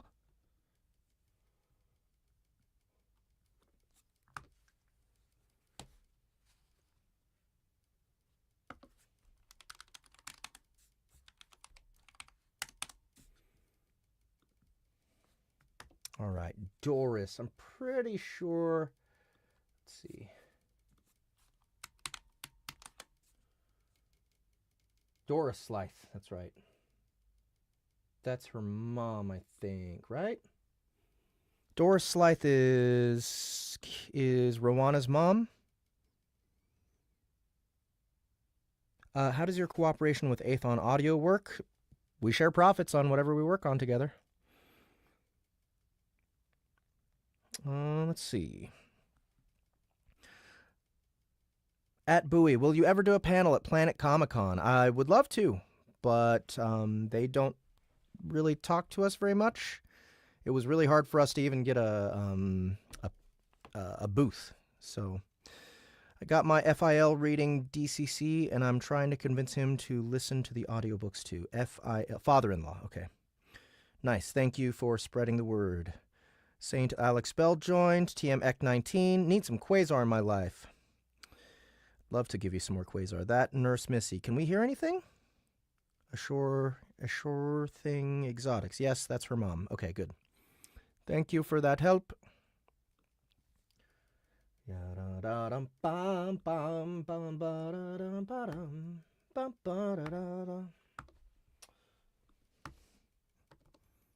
Easy now, Elias. Doris attempted to calm him. He'll get what's coming to him.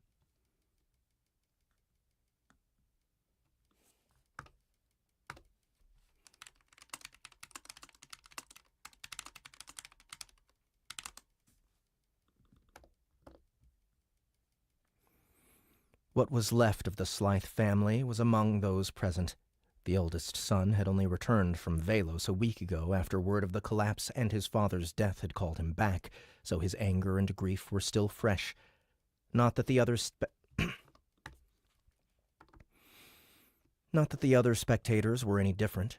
Everyone in that courtroom had lost loved ones in that catastrophe. They deserved to see this through. Okay, let's see. Let's go down here. Match up with this green, because Keira is here. Make some switches here. Ding, ding, ding. Is there another N5 somewhere? Nope. Okay, cool.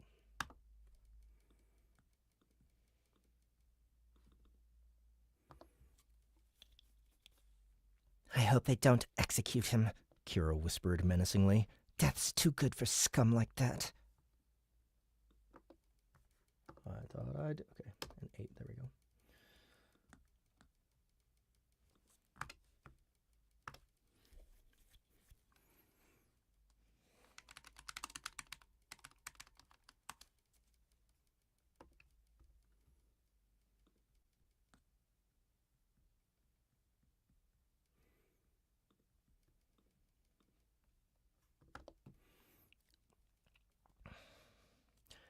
Her presence was also a given. It was the hero of chaos that brought in the culprit after all, so her testimony was crucial. It was the hero of chaos that brought in the culprit after all. It was the hero of chaos that brought in the culprit after all. No! It was the hero of chaos that brought in... It was the hero of chaos that brought in the culprit after all, so her testimony was crucial to the proceedings. The Sandman was also there, though not in person. Zira was allowed to stand in as the mercenaries' representative.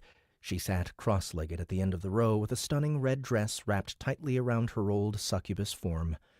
While hardly what one would call appropriate, none dared question her attire or the malicious grin on her lips.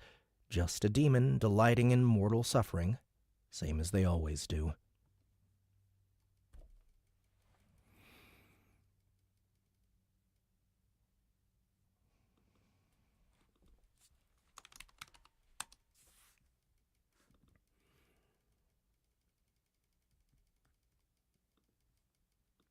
All rise for the Honourable... All rise for the Honourable Judge Underwood.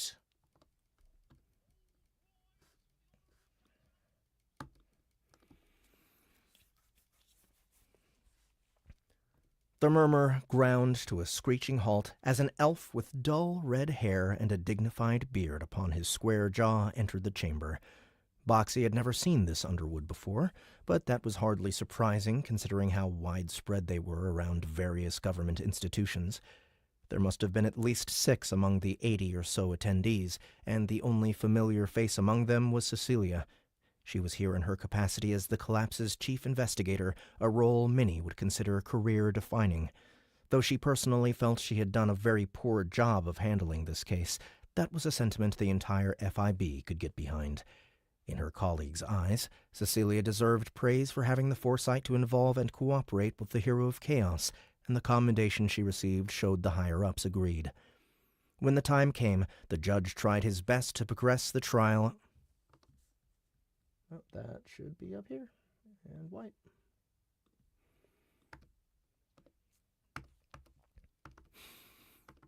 When the time came, the judge tried his best to progress the trial in as orderly and civil a manner as possible. Cases were stated and evidence presented. The method used to cause the collapse was also brought up, though the specifics were not revealed out of concern for national security. Relevant witnesses were called up next. Keira performed her part in incriminating the suspect admirably, as did the scapegoat himself. He went into strongly worded tirades about how the twigs were all subhuman trash, and this trial was a perverse mockery of justice.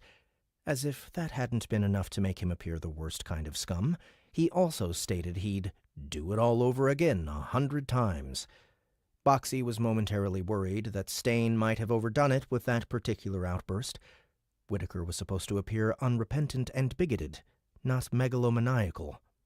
However, the doppelganger had slightly underestimated the Queen Slime. She had ready access to the thoughts and memories of the worst criminals in Republic history, allowing her to put on a uniquely convincing act. It was so well received, the guards had to physically restrain a few attendees from assaulting the defendant. Surprisingly enough, the slime was also in the courtroom. It was a bit unexpected, but not at all unwelcome since it made the co-conspirators' job easier. As for why Warden Stain was making a public appearance, that became apparent when the predetermined sentence was handed out.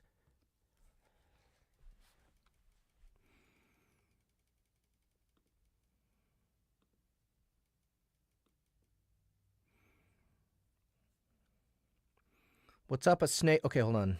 Yonan Design, hey Jeff. Yonan Design, hey Jeff. What's up, Yonan Design? A snake in the grass. Hey Jeff, I've got a couple of Audible credits. I'm looking for recommendations. Are there any books you worked on that you feel didn't get the sales they deserved? Oh man, so many. Let's see. Prophecy Approved Companion. That would be one of them. Magical Girls Crystal Genocide just came out, and it's getting... Well, let me look at how it's doing right now. Magical Girl, Crystal Genocide, 383 copies. It could be doing better, but it's not doing horribly. Let's see what else has come out recently. Thresholder. Thresholder, it would be nice to see a little boost for Thresholder, that's for sure. That one was narrated by Henry Kramer, who is the son of Michael Kramer. Yeah. And I did a voice in that one as well. I played the villain, and I think Justin is in it, and Jessica Threet, who, I don't know if you guys have listened to Jessica Threet, but she's a great narrator. Very hardworking person, and really good accents. Like, she's a force for sure, and we're hoping to be working a lot more with her soon. Daniel Wazerat says, this is amazingly fun, but I don't want to spoil it for myself. Jeff, you got a gift. I wish I had the money to have you voice characters in animated film. I hope you get super rich this year. Thank you, Daniel Wazerat. Yeah, that's going to happen. The secret to not getting spoiled is to just let Jeff's voice flow into one ear and out the other. I simply choose not to process it. All right. Thanks, Water Kangaroo. I hope that helps people. Got it. Lots of other people joined on Instagram. Thanks, Charlie, Lance Krautlarger, Mixed Tix Vic, Elliot Marshall, and one other, Underdweller54, Hatton 15, Schwartzy. Good to see you guys. Thank you so much for joining. I hope you have a good time while you're here. Oh, Time Marked Warlock is my #1 underrated, in my opinion, audiobook. I didn't narrate it. It's Annie Ellicott, but I play the main character.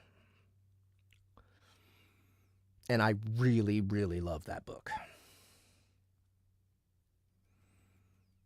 Let's see.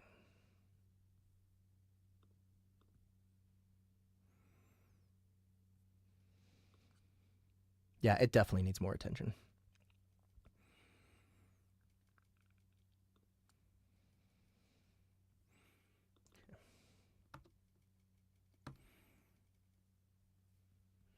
Okay, so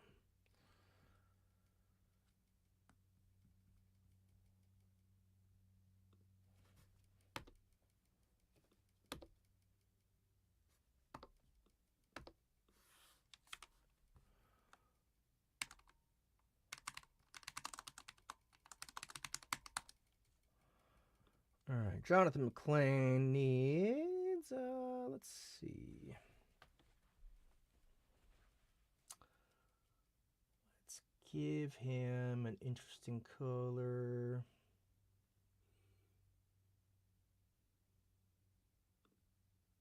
How about a pale yellow?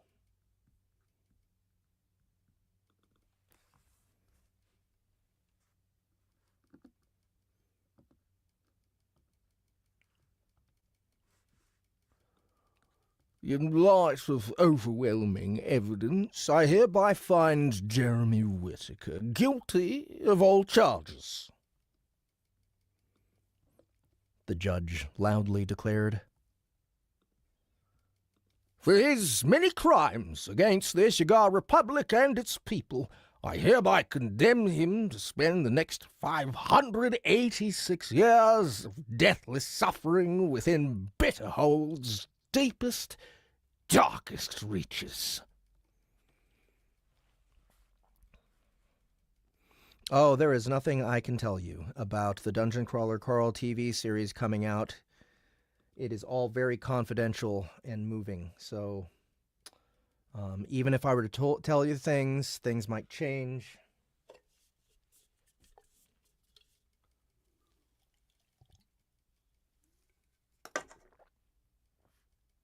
What I can tell you is the producers of that show are very, very excited.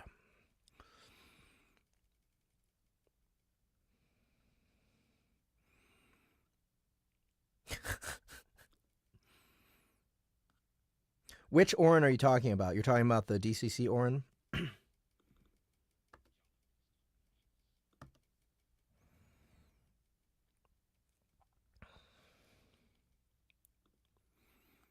Bohemian Booth Boy says, telling us it's moving is all I needed to hear. All right.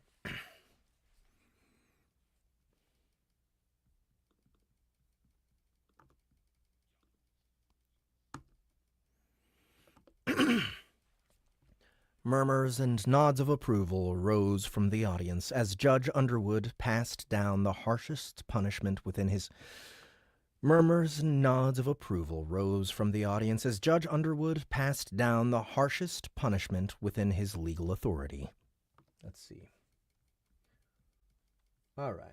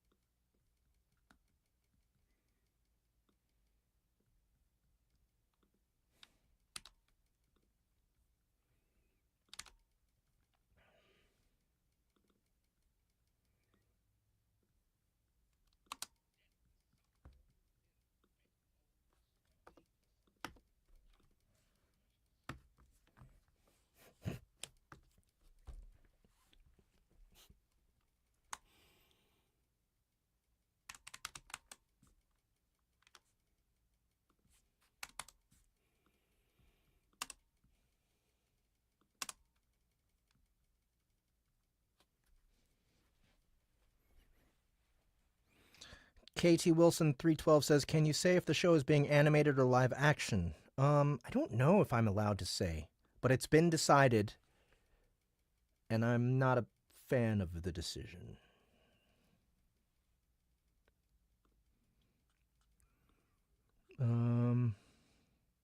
Wormboy Orin, got it. Snake in the Grass says, if you don't voice at least half the cast, I'll riot. Thank you, sir.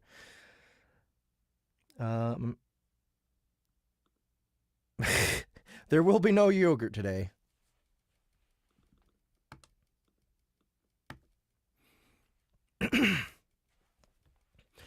Deathless suffering was a torture and execution method left over from the brutal days of the Elven Dominion.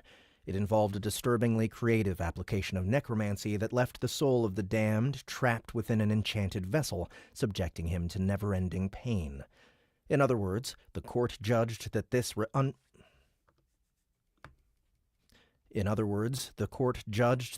unrepentant mass murderer's sins were too heavy to be washed away by Mortimer's final mercy. He would spend the next 6 centuries in such excruciating agony that he would wish he could die. It was a terrifying sentence that spat in the face of a god and would, in all likelihood, outlast the Republic itself. None of that would actually happen, since this was all just for show, and the time had come for Warden Stain to play her part. She personally oversaw the transfer of her prisoner to the pit of despair and hopelessness.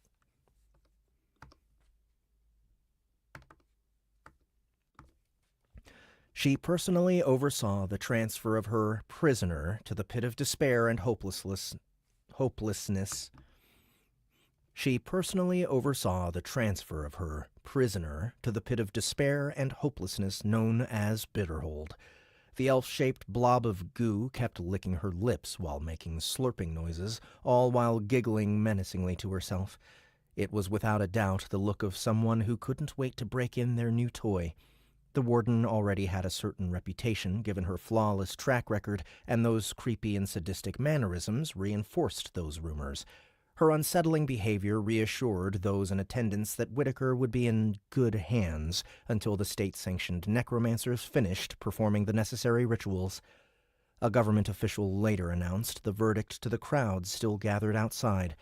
It was a controversial ruling handed out to a controversial individual, so it was unsurprisingly met with a whole lot of loud and angry yelling. Unlike the individuals inside the courtroom, the populace called for blood, since many did not grasp how damning the sentence was. Crowd mentality took over, and it seemed as though a riot might break out, but then a certain someone exited the building. with crimson hair like fire, brown skin like chocolate, glimmering eyes like gold, and pointy, feline ears. Even those in the far back instantly recognized the hero of chaos. Keira's appearance was enough to stifle the shouts of outrage and disapproval. The crowd fell quiet, staring and murmuring among themselves.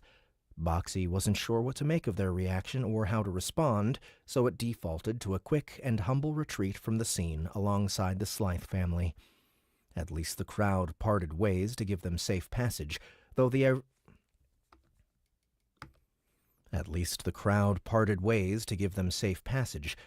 overbearing silence and staring made the shapeshifter feel as though it was attending a funeral procession. Still, the redhead and her soon-to-be extended family left the scene without much incident and made their way through the busy streets.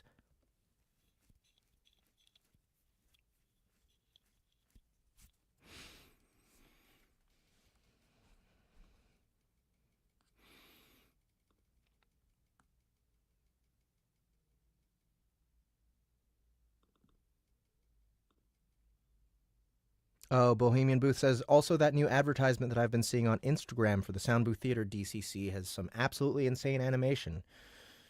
I think it's pretty good. It's pretty good animation, especially for the price we paid. I hope you guys enjoy it.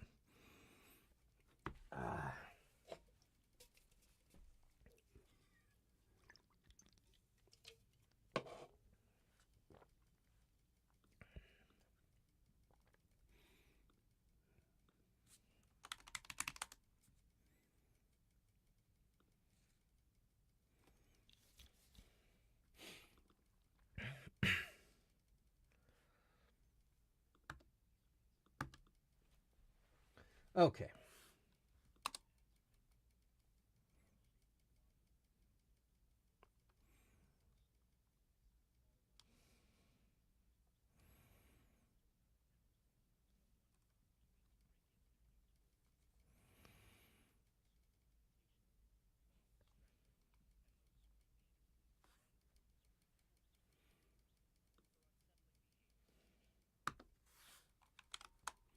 Okay.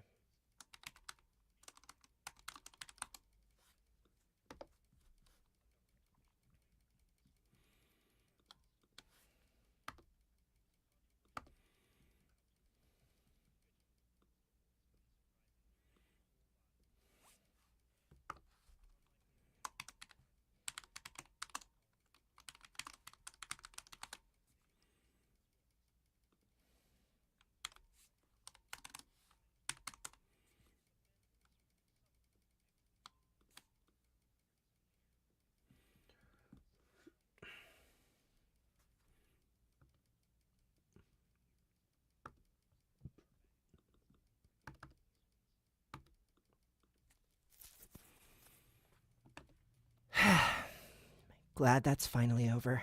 That was exhausting. No! Someone's fucking mowing. Why is someone fucking mowing? One sec, let me look. Let me look who it is. I might assassinate them.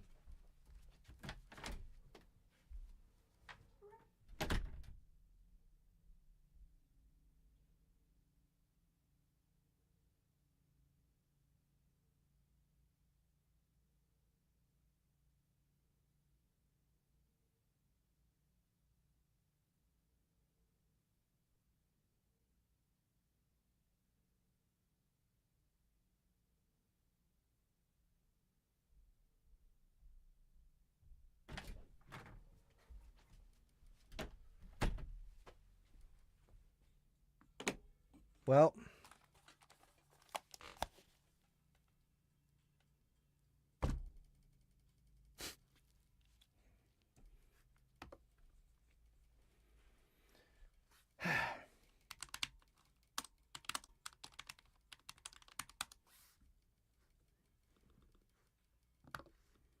it's not too loud.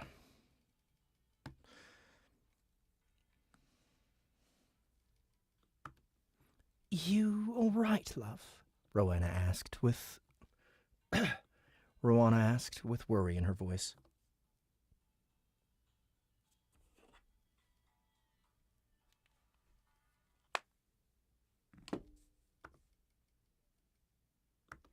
Rowana asked, with worry in her voice. It felt like you were up on that stand for hours. 1 hour, 43 minutes, and 35 seconds, to be precise. Spoken like a true artificer. She smiled for a moment. Seriously, you sure you wouldn't rather go home and rest? No, I'm fine. House hunting is hardly that stressful.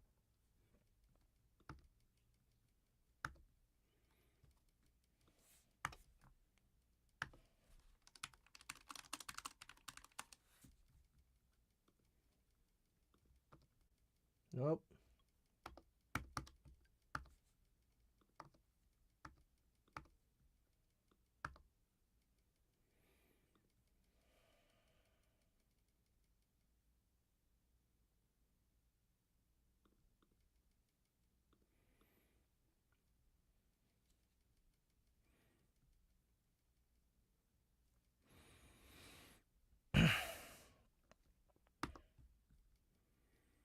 You'd be surprised how heated it can get, Elias chimed in, especially in the current market. Prices for ground-level real estate have shot up 3-fold since I last checked. Hardly surprising, considering people don't feel safe on the branches after everything that's happened. It's unfortunate, but understandable. I might not have been here to see the collapse, but just imagining it is terrifying. The future says, "Hey Jeff, I really appreciate your amazing work. I really appreciate you. Thank you for coming. Grass gonna grow, people gonna mow. That's right. I still want to murder them. Dude, goddamn it, Donut, turn off the mower." I agree. I think mowing lawns should be illegal while I am narrating. That's my opinion. I am writing my congressman today. It was also the main reason he was looking to rebuild his family's mansion on solid ground rather than up in the air. "Frankly speaking, I have no idea how you two still feel comfortable up there," he added. I just don't like giving in to fear, the cat girl responded. You'll go crazy if you worry about every little thing that might happen. And when I'm with Keira, I feel as though I have nothing to worry about in the slightest. Rowana happily hugged her future wife's arm. Seriously, though, are you sure it's wise putting that much money into real estate? Wouldn't it be better to wait until the market normalized? Maybe, but... The big brother scratched his nose.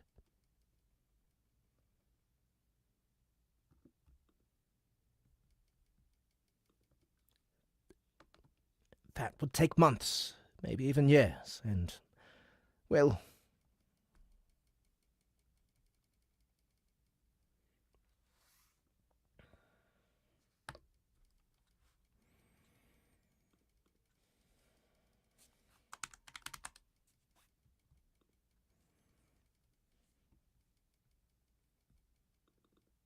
He doesn't want to intrude on you two for that long, Doris added from the back.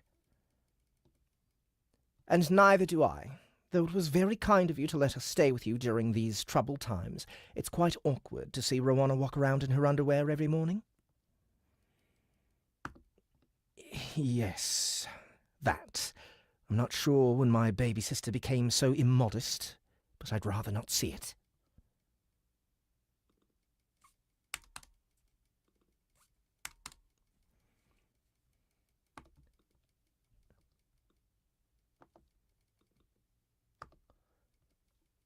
Oh, sorry, the girl in question apologized.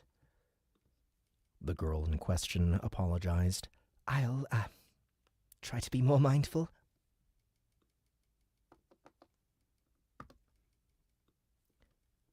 That aside, money isn't really an issue, he stated confidently.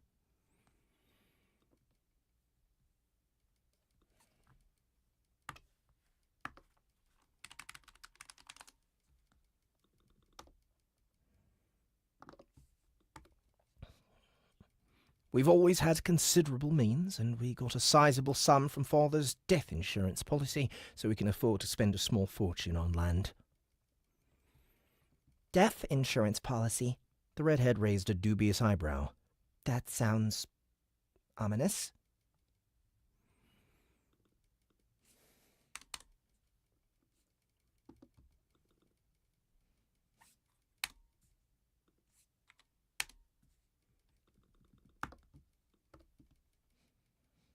It's a service offered by an alliance-based Nosferatu guild.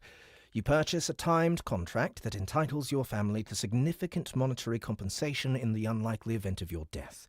Father bought a 5-year one just when that war was about to break out, and I expect the payout to arrive in the next few days. His final contribution to the Slythe household. The conversation had taken an unexpectedly dark turn, prompting Doris to hug her only son across the shoulder while Rowana tightened her grip on Keira's arm. The group continued walking in silence for several minutes before Elias forcefully changed the topic to something less depressing.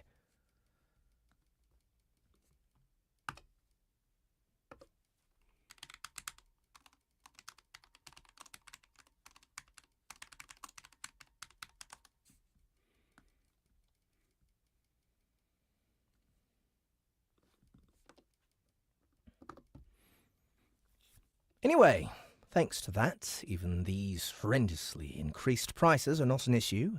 I'd say availability is a more pressing concern.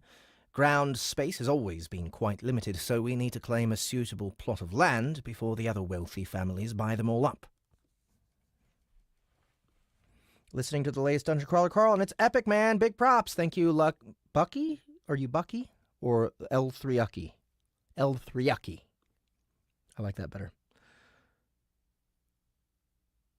Guardian 1962 says, I love your work, and the Sound Booth app is stellar. Thank you. Earthly Hugh has joined. Me, Danielevich joined. Travis Inslee, TJT. And Josh477. Thanks for joining, guys. Glad to have you here. Bucky. All right.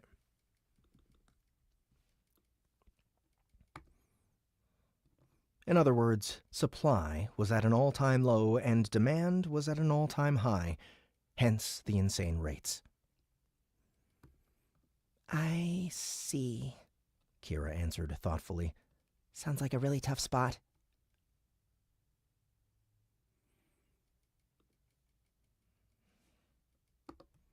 Indeed, though the prices aren't as bad as I thought they'd be. Elias cupped his chin. Like, have any of you noticed how cheap everything seems? Can't say I have. Now that you mention it, Rowana crossed her arms and thought, it does feel like prices for pretty much everything have dropped since last year. I am reading Everybody Loves Large Chests, Volume 11, TOL-SAROTH.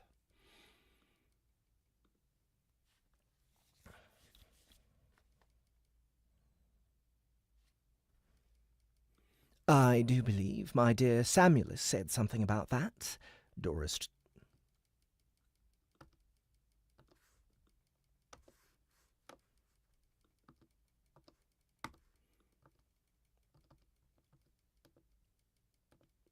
Doris chimed in.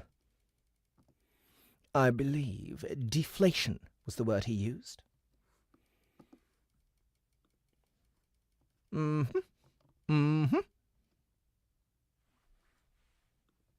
Elias nodded. I met up with some people I know, and they confirmed that the average cost of living is markedly lower than 5 years ago across the country. Around 12% in Azurvale,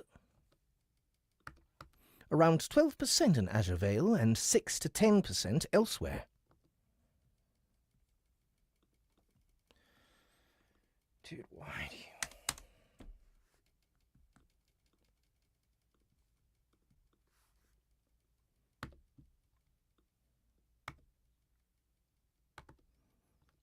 That's good, isn't it?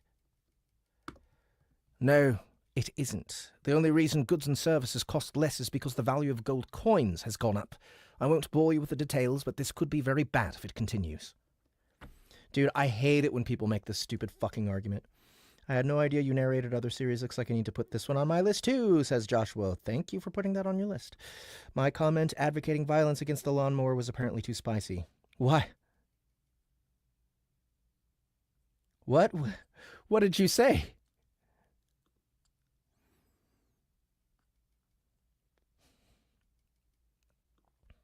I guess you can't repeat it or else it got deleted.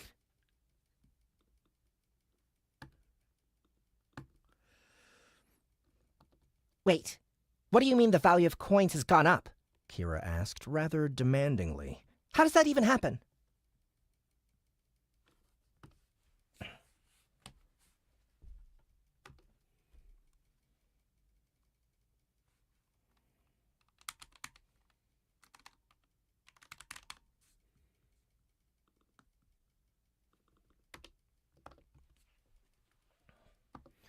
The same as it does with any trade good. There's a lot less in circulation than there used to be. Oh. But can't the government just mint more coins? It's not like gold is all that rare. Indeed they can, and I imagine that's exactly what they're doing. However, that's a temporary fix that merely addresses the symptoms of this sudden deflation. It doesn't address the root cause. Which is? Something water, something gas tank. Time for an economic rant, dude. I could rant about this, but I'm not going to. I want to get more recording done. Oh, I fucking hate that shit. No, you can't have deflation. It's bad for you. And I'm not gonna go into it.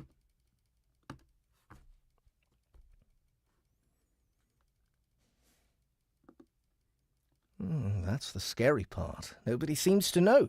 It's like millions of gold coins disappeared off the face of the planet over the last few years. If I didn't know any better, I'd think we were paying tribute to an elder dragon.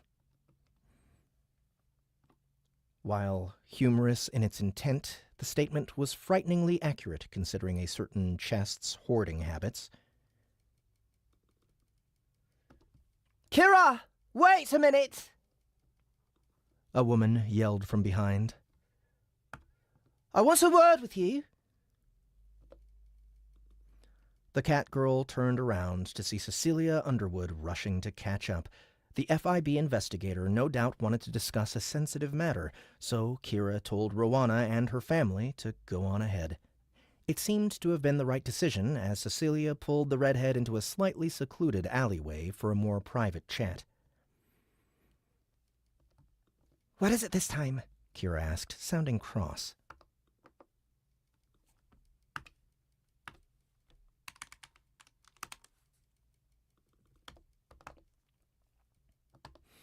Did TOL-SAROTH rise from his grave and threaten to conquer the Republic?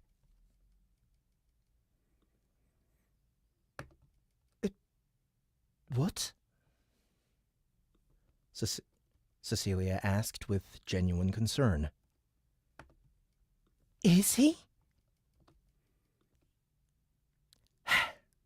I'm joking, Cecilia.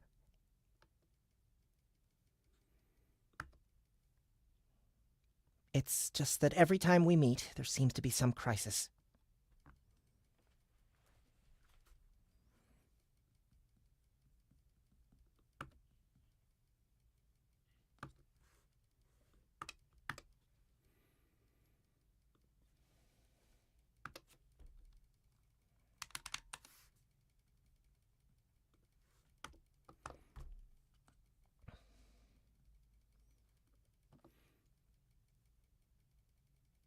Oh, right.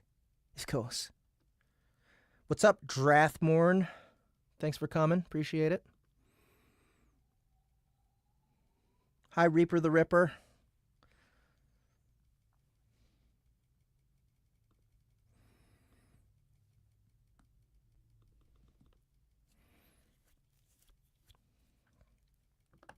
The elf smiled awkwardly.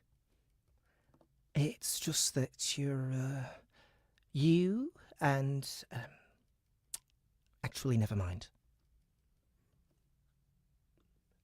So, what's this about? I have something for you. The elf pulled a rather thick envelope from her military uniform and handed it to Keira.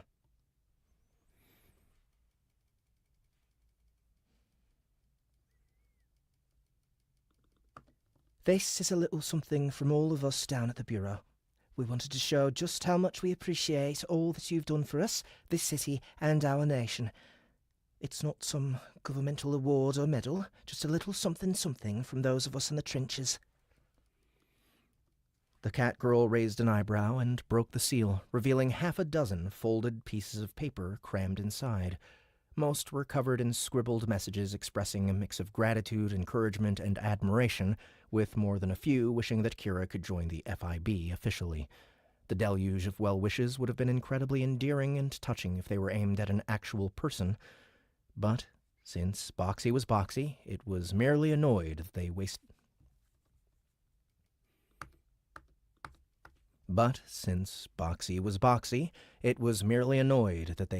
its time with this sappy crap.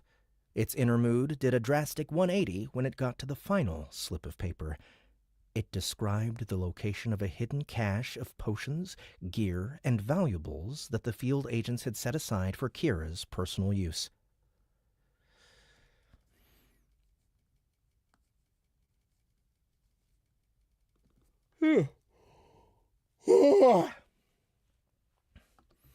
I also arranged for a special gift from yours truly to be delivered to your house. It should already be there waiting for you. I don't know what to say. You don't need to say anything. Just accept it. Cecilia smiled. Anyway, I'd like to chat some more, but I really got to run.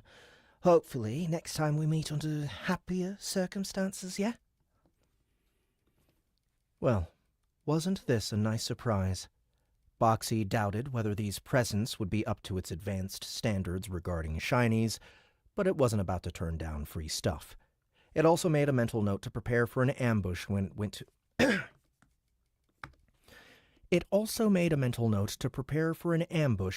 to... retrieve the FIB's care package, just in case this was some elaborate ruse. As for right now, it merely bid Cecilia goodbye and hurried to get back to the house, curious as to what her special gift could be. The Slythes would likely be busy for the rest of the afternoon, so it wouldn't have to worry about them getting their hands on its stuff first. The Slythes would likely be busy for the rest of the afternoon, so it wouldn't have to worry about them getting their hands on its stuff. The Slythes would likely be busy for the rest of the afternoon, so it wouldn't have to worry about them getting their hands on its stuff first. Unfortunately, what awaited Boxy on the front porch wasn't some shiny treasure or a relic of great power. It was an old, yet elegant, hard leather briefcase with a pale brown coloration. An odd gift for someone like Keira, yet made stranger still by its container. It was locked inside a steel cage typically used to detain feral creatures. Surely there were better ways to deter thieves. Or did Cecilia expect the item within to spring to life and run away? It was probably a very valid concern, now that the ex-mimic thought about it.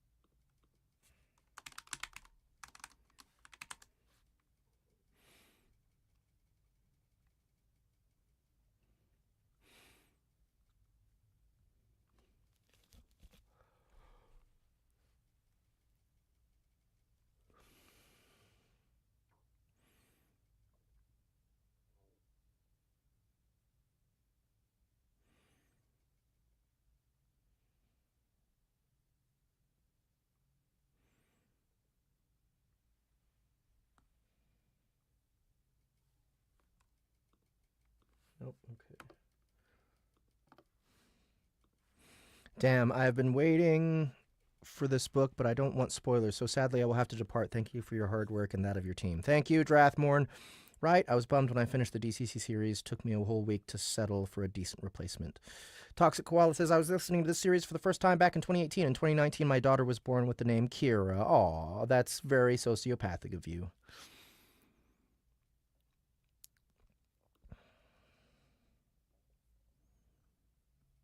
Someone says, Guardian 1962 says, dude, goddammit, Donut, turn off the mower. I know. Also, I love your work and the Sound Booth app is stellar. Thank you, Guardian. I hope you spread it around. Please do.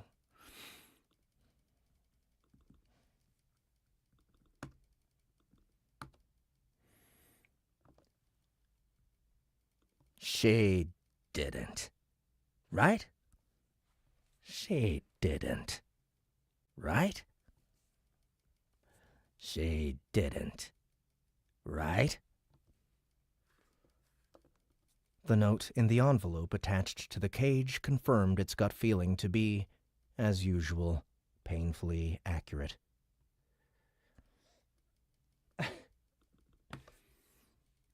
Hi, Keira.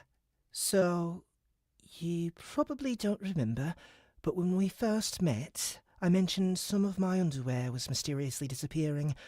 Well, that kept happening, and it drove me absolutely loony. The good news is that I finally managed to apprehend the culprit. The bad news is that I don't really know what to do with it. Then I remembered you had that little yipping box, so I figured you'd know what to do with this thing. Thanks for taking this off my hands. You're a lifesaver. All the best, Cecilia Underwood. P.S.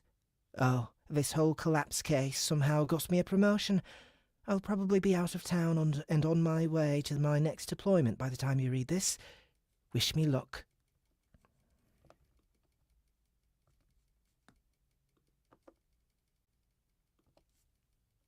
Cunt!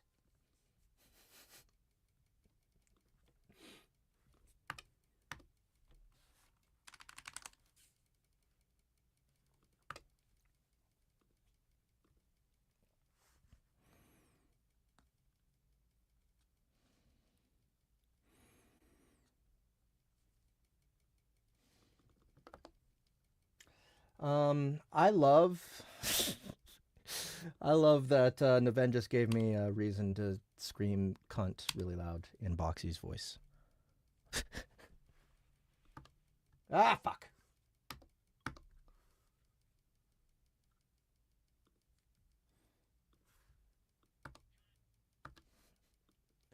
One sec. Here you go.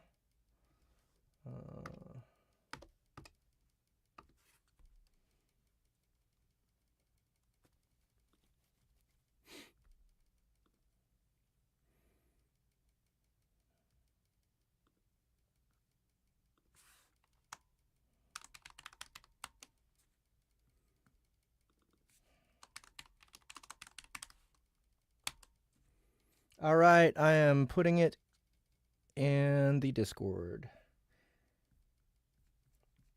If you guys want Boxy's cunt, it is in the... Let's see, let me find it. It will be under General SFW, NSFW Desperado Club.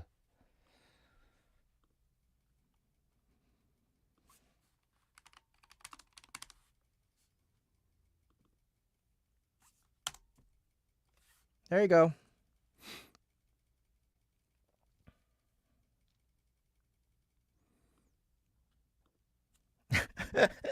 What a way to phrase that. Yes, ma'am. Toxic Koala says, I might replace some of my notifications with that shout. Don't gaslight me, Jesus. Yeah, that'd be good. Move over Prepotente screaming. We've got a new contender for best incoming message ringtone.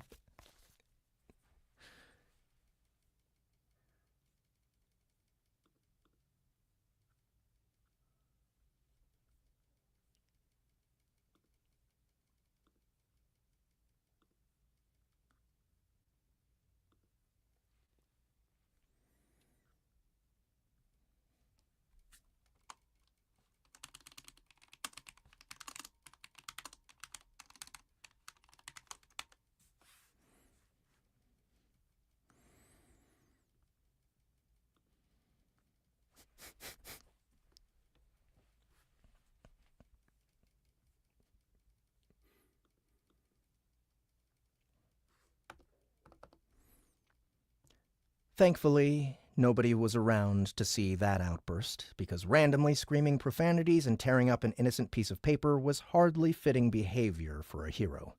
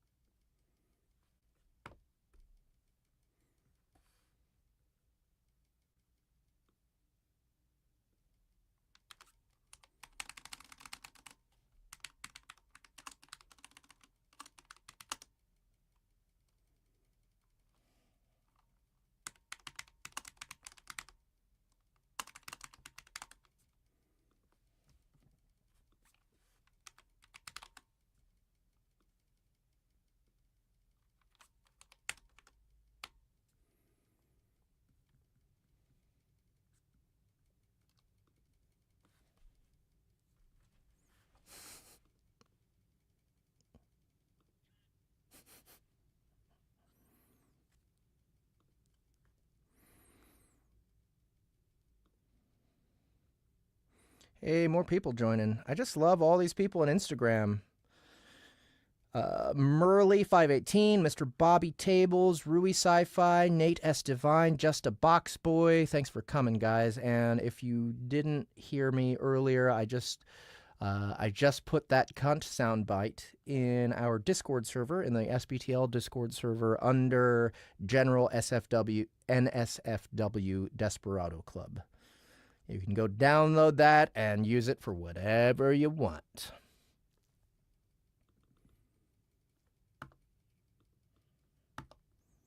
Boxy couldn't help itself, though. It had just managed to get rid of those infuriating triplets. It had just managed to get rid of those infuriating triplets, and that conniving woman not only had the gall to selfishly dump her responsibilities on it, but even called this thing a special gift. Her sudden departure from Azurevale was no coincidence either. She planned this. Under the circumstances, it was honestly a small miracle that Boxy resisted the natural urge to punt the offending piece of luggage into the damn sun. Cecilia's cheekiness aside, this wasn't necessarily a bad thing. After calming itself down, the shapeshifter brought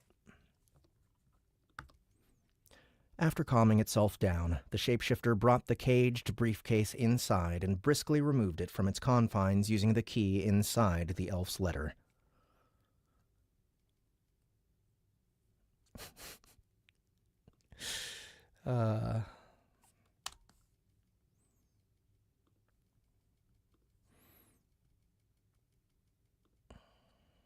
I've been waiting so long for this audiobook, Jeff, says Dark Kukui.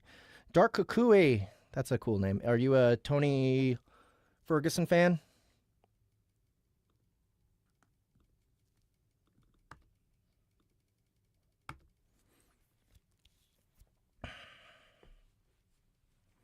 The catgirl-shaped monster set it down on the ground, squatted next to it, and stared at it with all the murderous intent it could muster.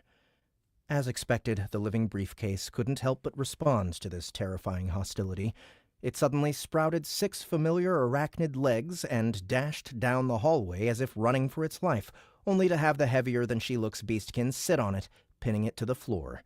In a misguided attempt to free itself, the thing suddenly expanded into a much larger travel trunk, at least 10 times its previous volume. Though it only managed to lift the shapeshifter atop it half a meter high, Though it only managed to lift the shapeshifter atop it half a meter higher. Being trapped with no way out, the creature let out a pathetic, muffled whine that made it sound like an injured dog, despite the fact it hadn't received a single point of damage. Well, not yet, at least.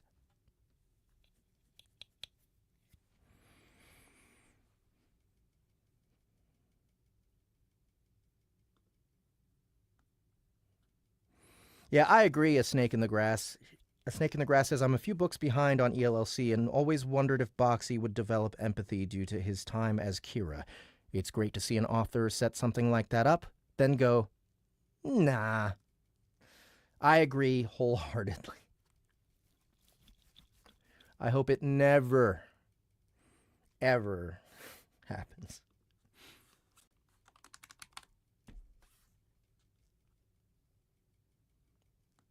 Oh, Keira is Boxy's alter ego, the cat girl alter ego.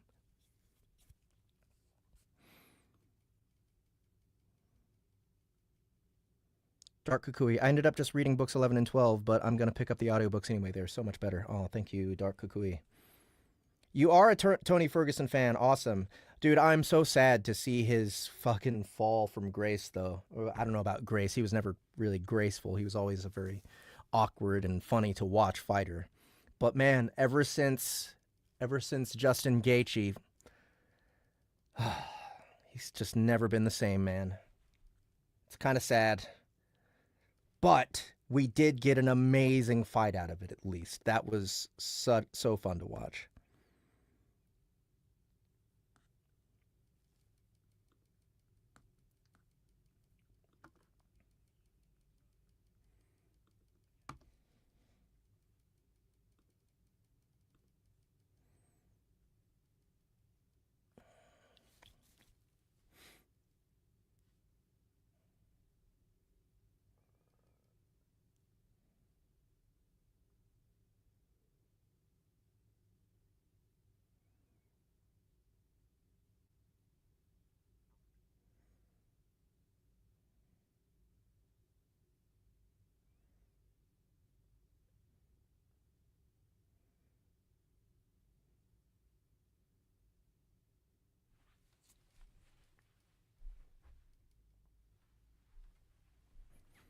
Time is 2:49. Okay, almost done.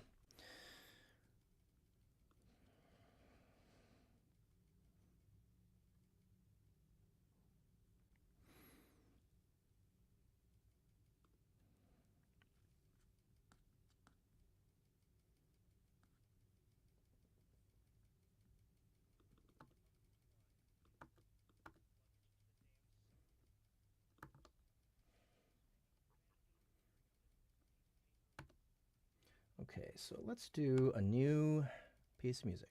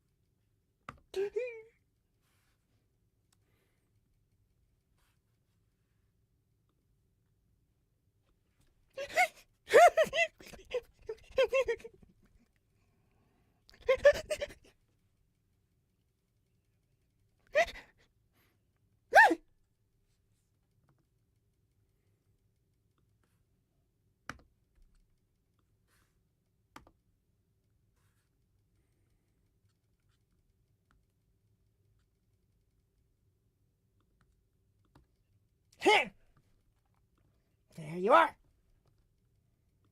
Oh, no, you don't.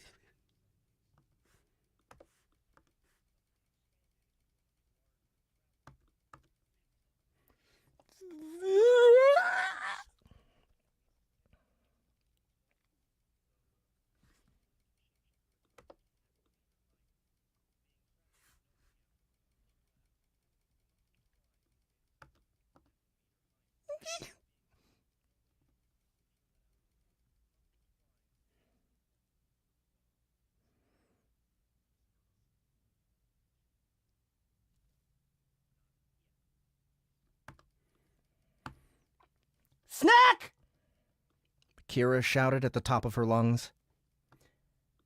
Get your shiny ass down here!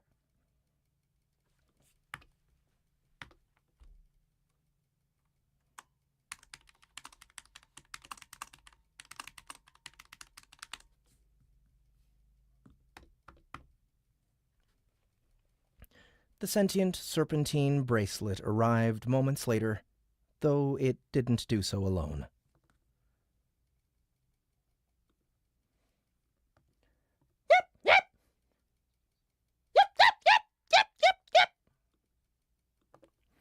At some point, Sneck had gotten into the habit of riding atop Minnick, as if the square moron was a trusty steed. The energetic jewelry box didn't mind, as it saw the whole thing like a game. That, and it was genuinely happy to spend time reconnecting with its estranged sibling.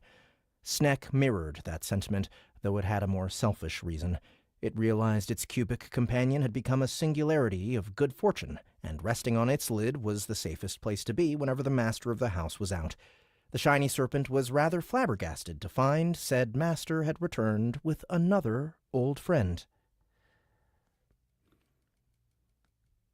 All right, need a new snack. Snack,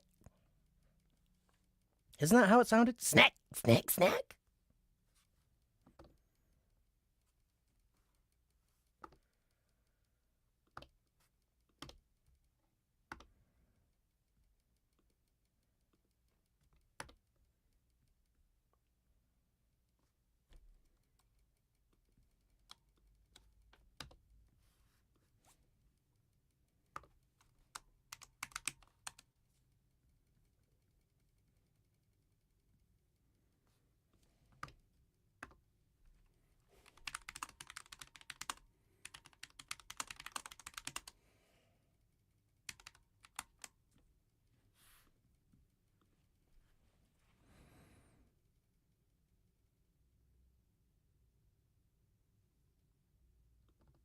God damn it, I hate doing that shit.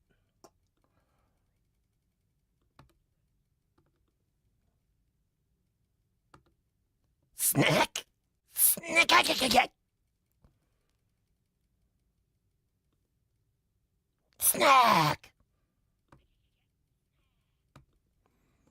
The animate bracelet leapt off Minnick and lightly bumped its golden snout against Boxy's unwilling seating partner.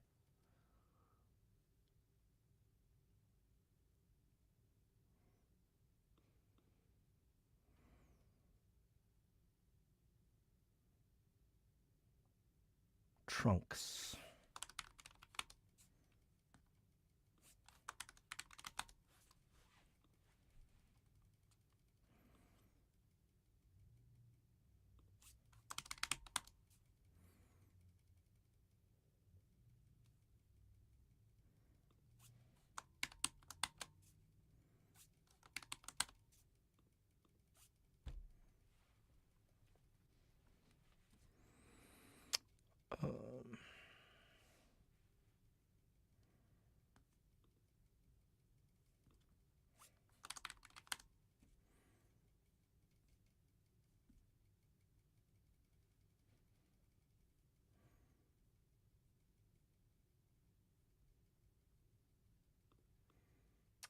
What is TOL-SAROTH's name?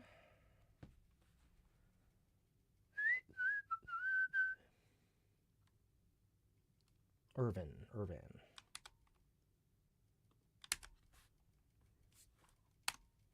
Oh.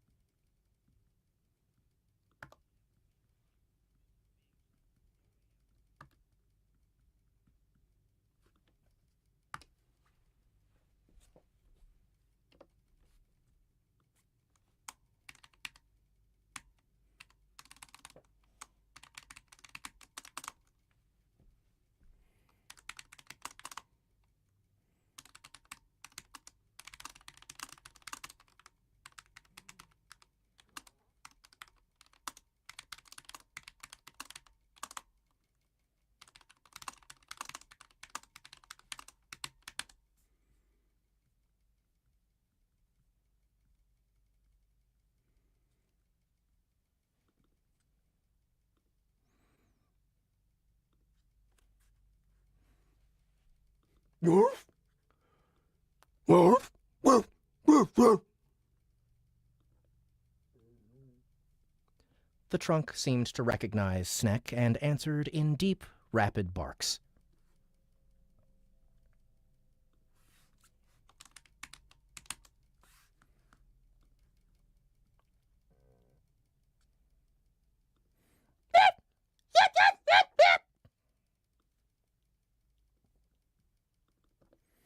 This made Minnick run circles around it in a highly confused manner, turning the formerly quiet house into a headache-inducing cacophony. Still, Boxy maintained its position while Sneck spoke with the newcomer on its behalf. As expected, the sentient luggage container turned out to be one of TOL-SAROTH's original house mimics, unsurprisingly named Trunks. Apparently, it used to be responsible for keeping the elven sage's clothes warm, clean, and secure during long trips.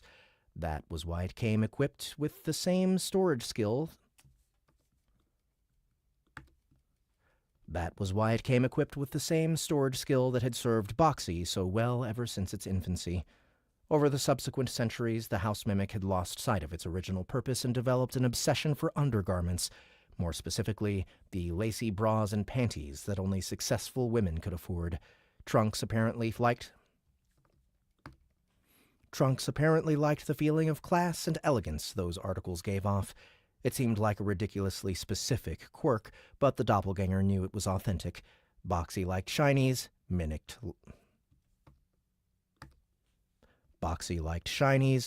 liked softies, and Sneck liked hands.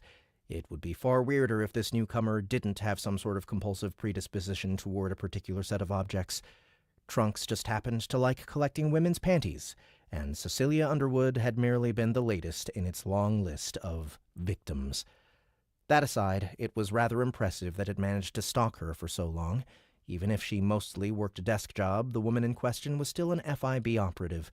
A bit of questioning on the subject revealed that Trunks had grown quite adept with the sneak and lock-picking skills over the past 400 years. It was how it survived for so long, despite being a pacifist. It could also alter its dimensions a lot more freely than other mimics, allowing it to squeeze into tight places. Boxy had Sneck ask about the spider legs in particular, which Trunks claimed had been copied from arachnids it observed throughout the years. It certainly explained why they were so similar to the ones Boxy occasionally used, so the shapeshifter took that answer at face value. Otherwise, it would have to speculate how far back Geronimo had started manipulating events behind the scenes, and that line of thinking was both unproductive and terrifying.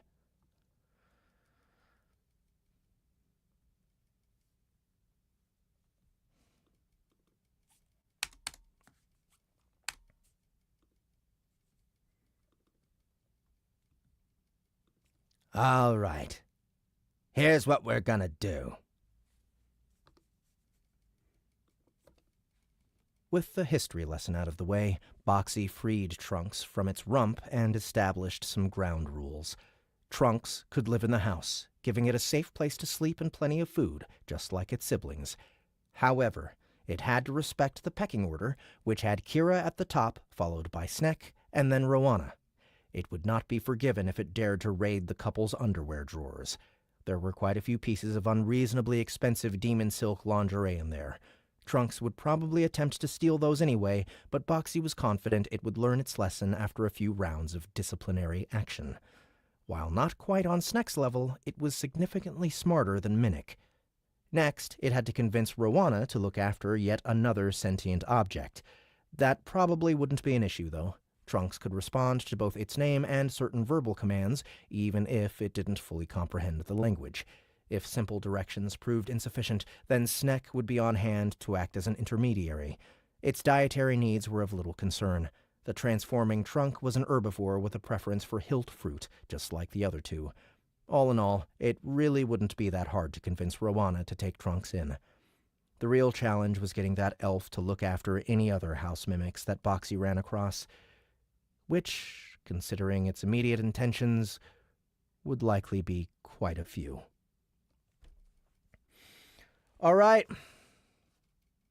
Thank you guys so much for coming and hanging out. I think we're about 30% through the book. or a little bit more than that. So this will be the last cold read I do for this book.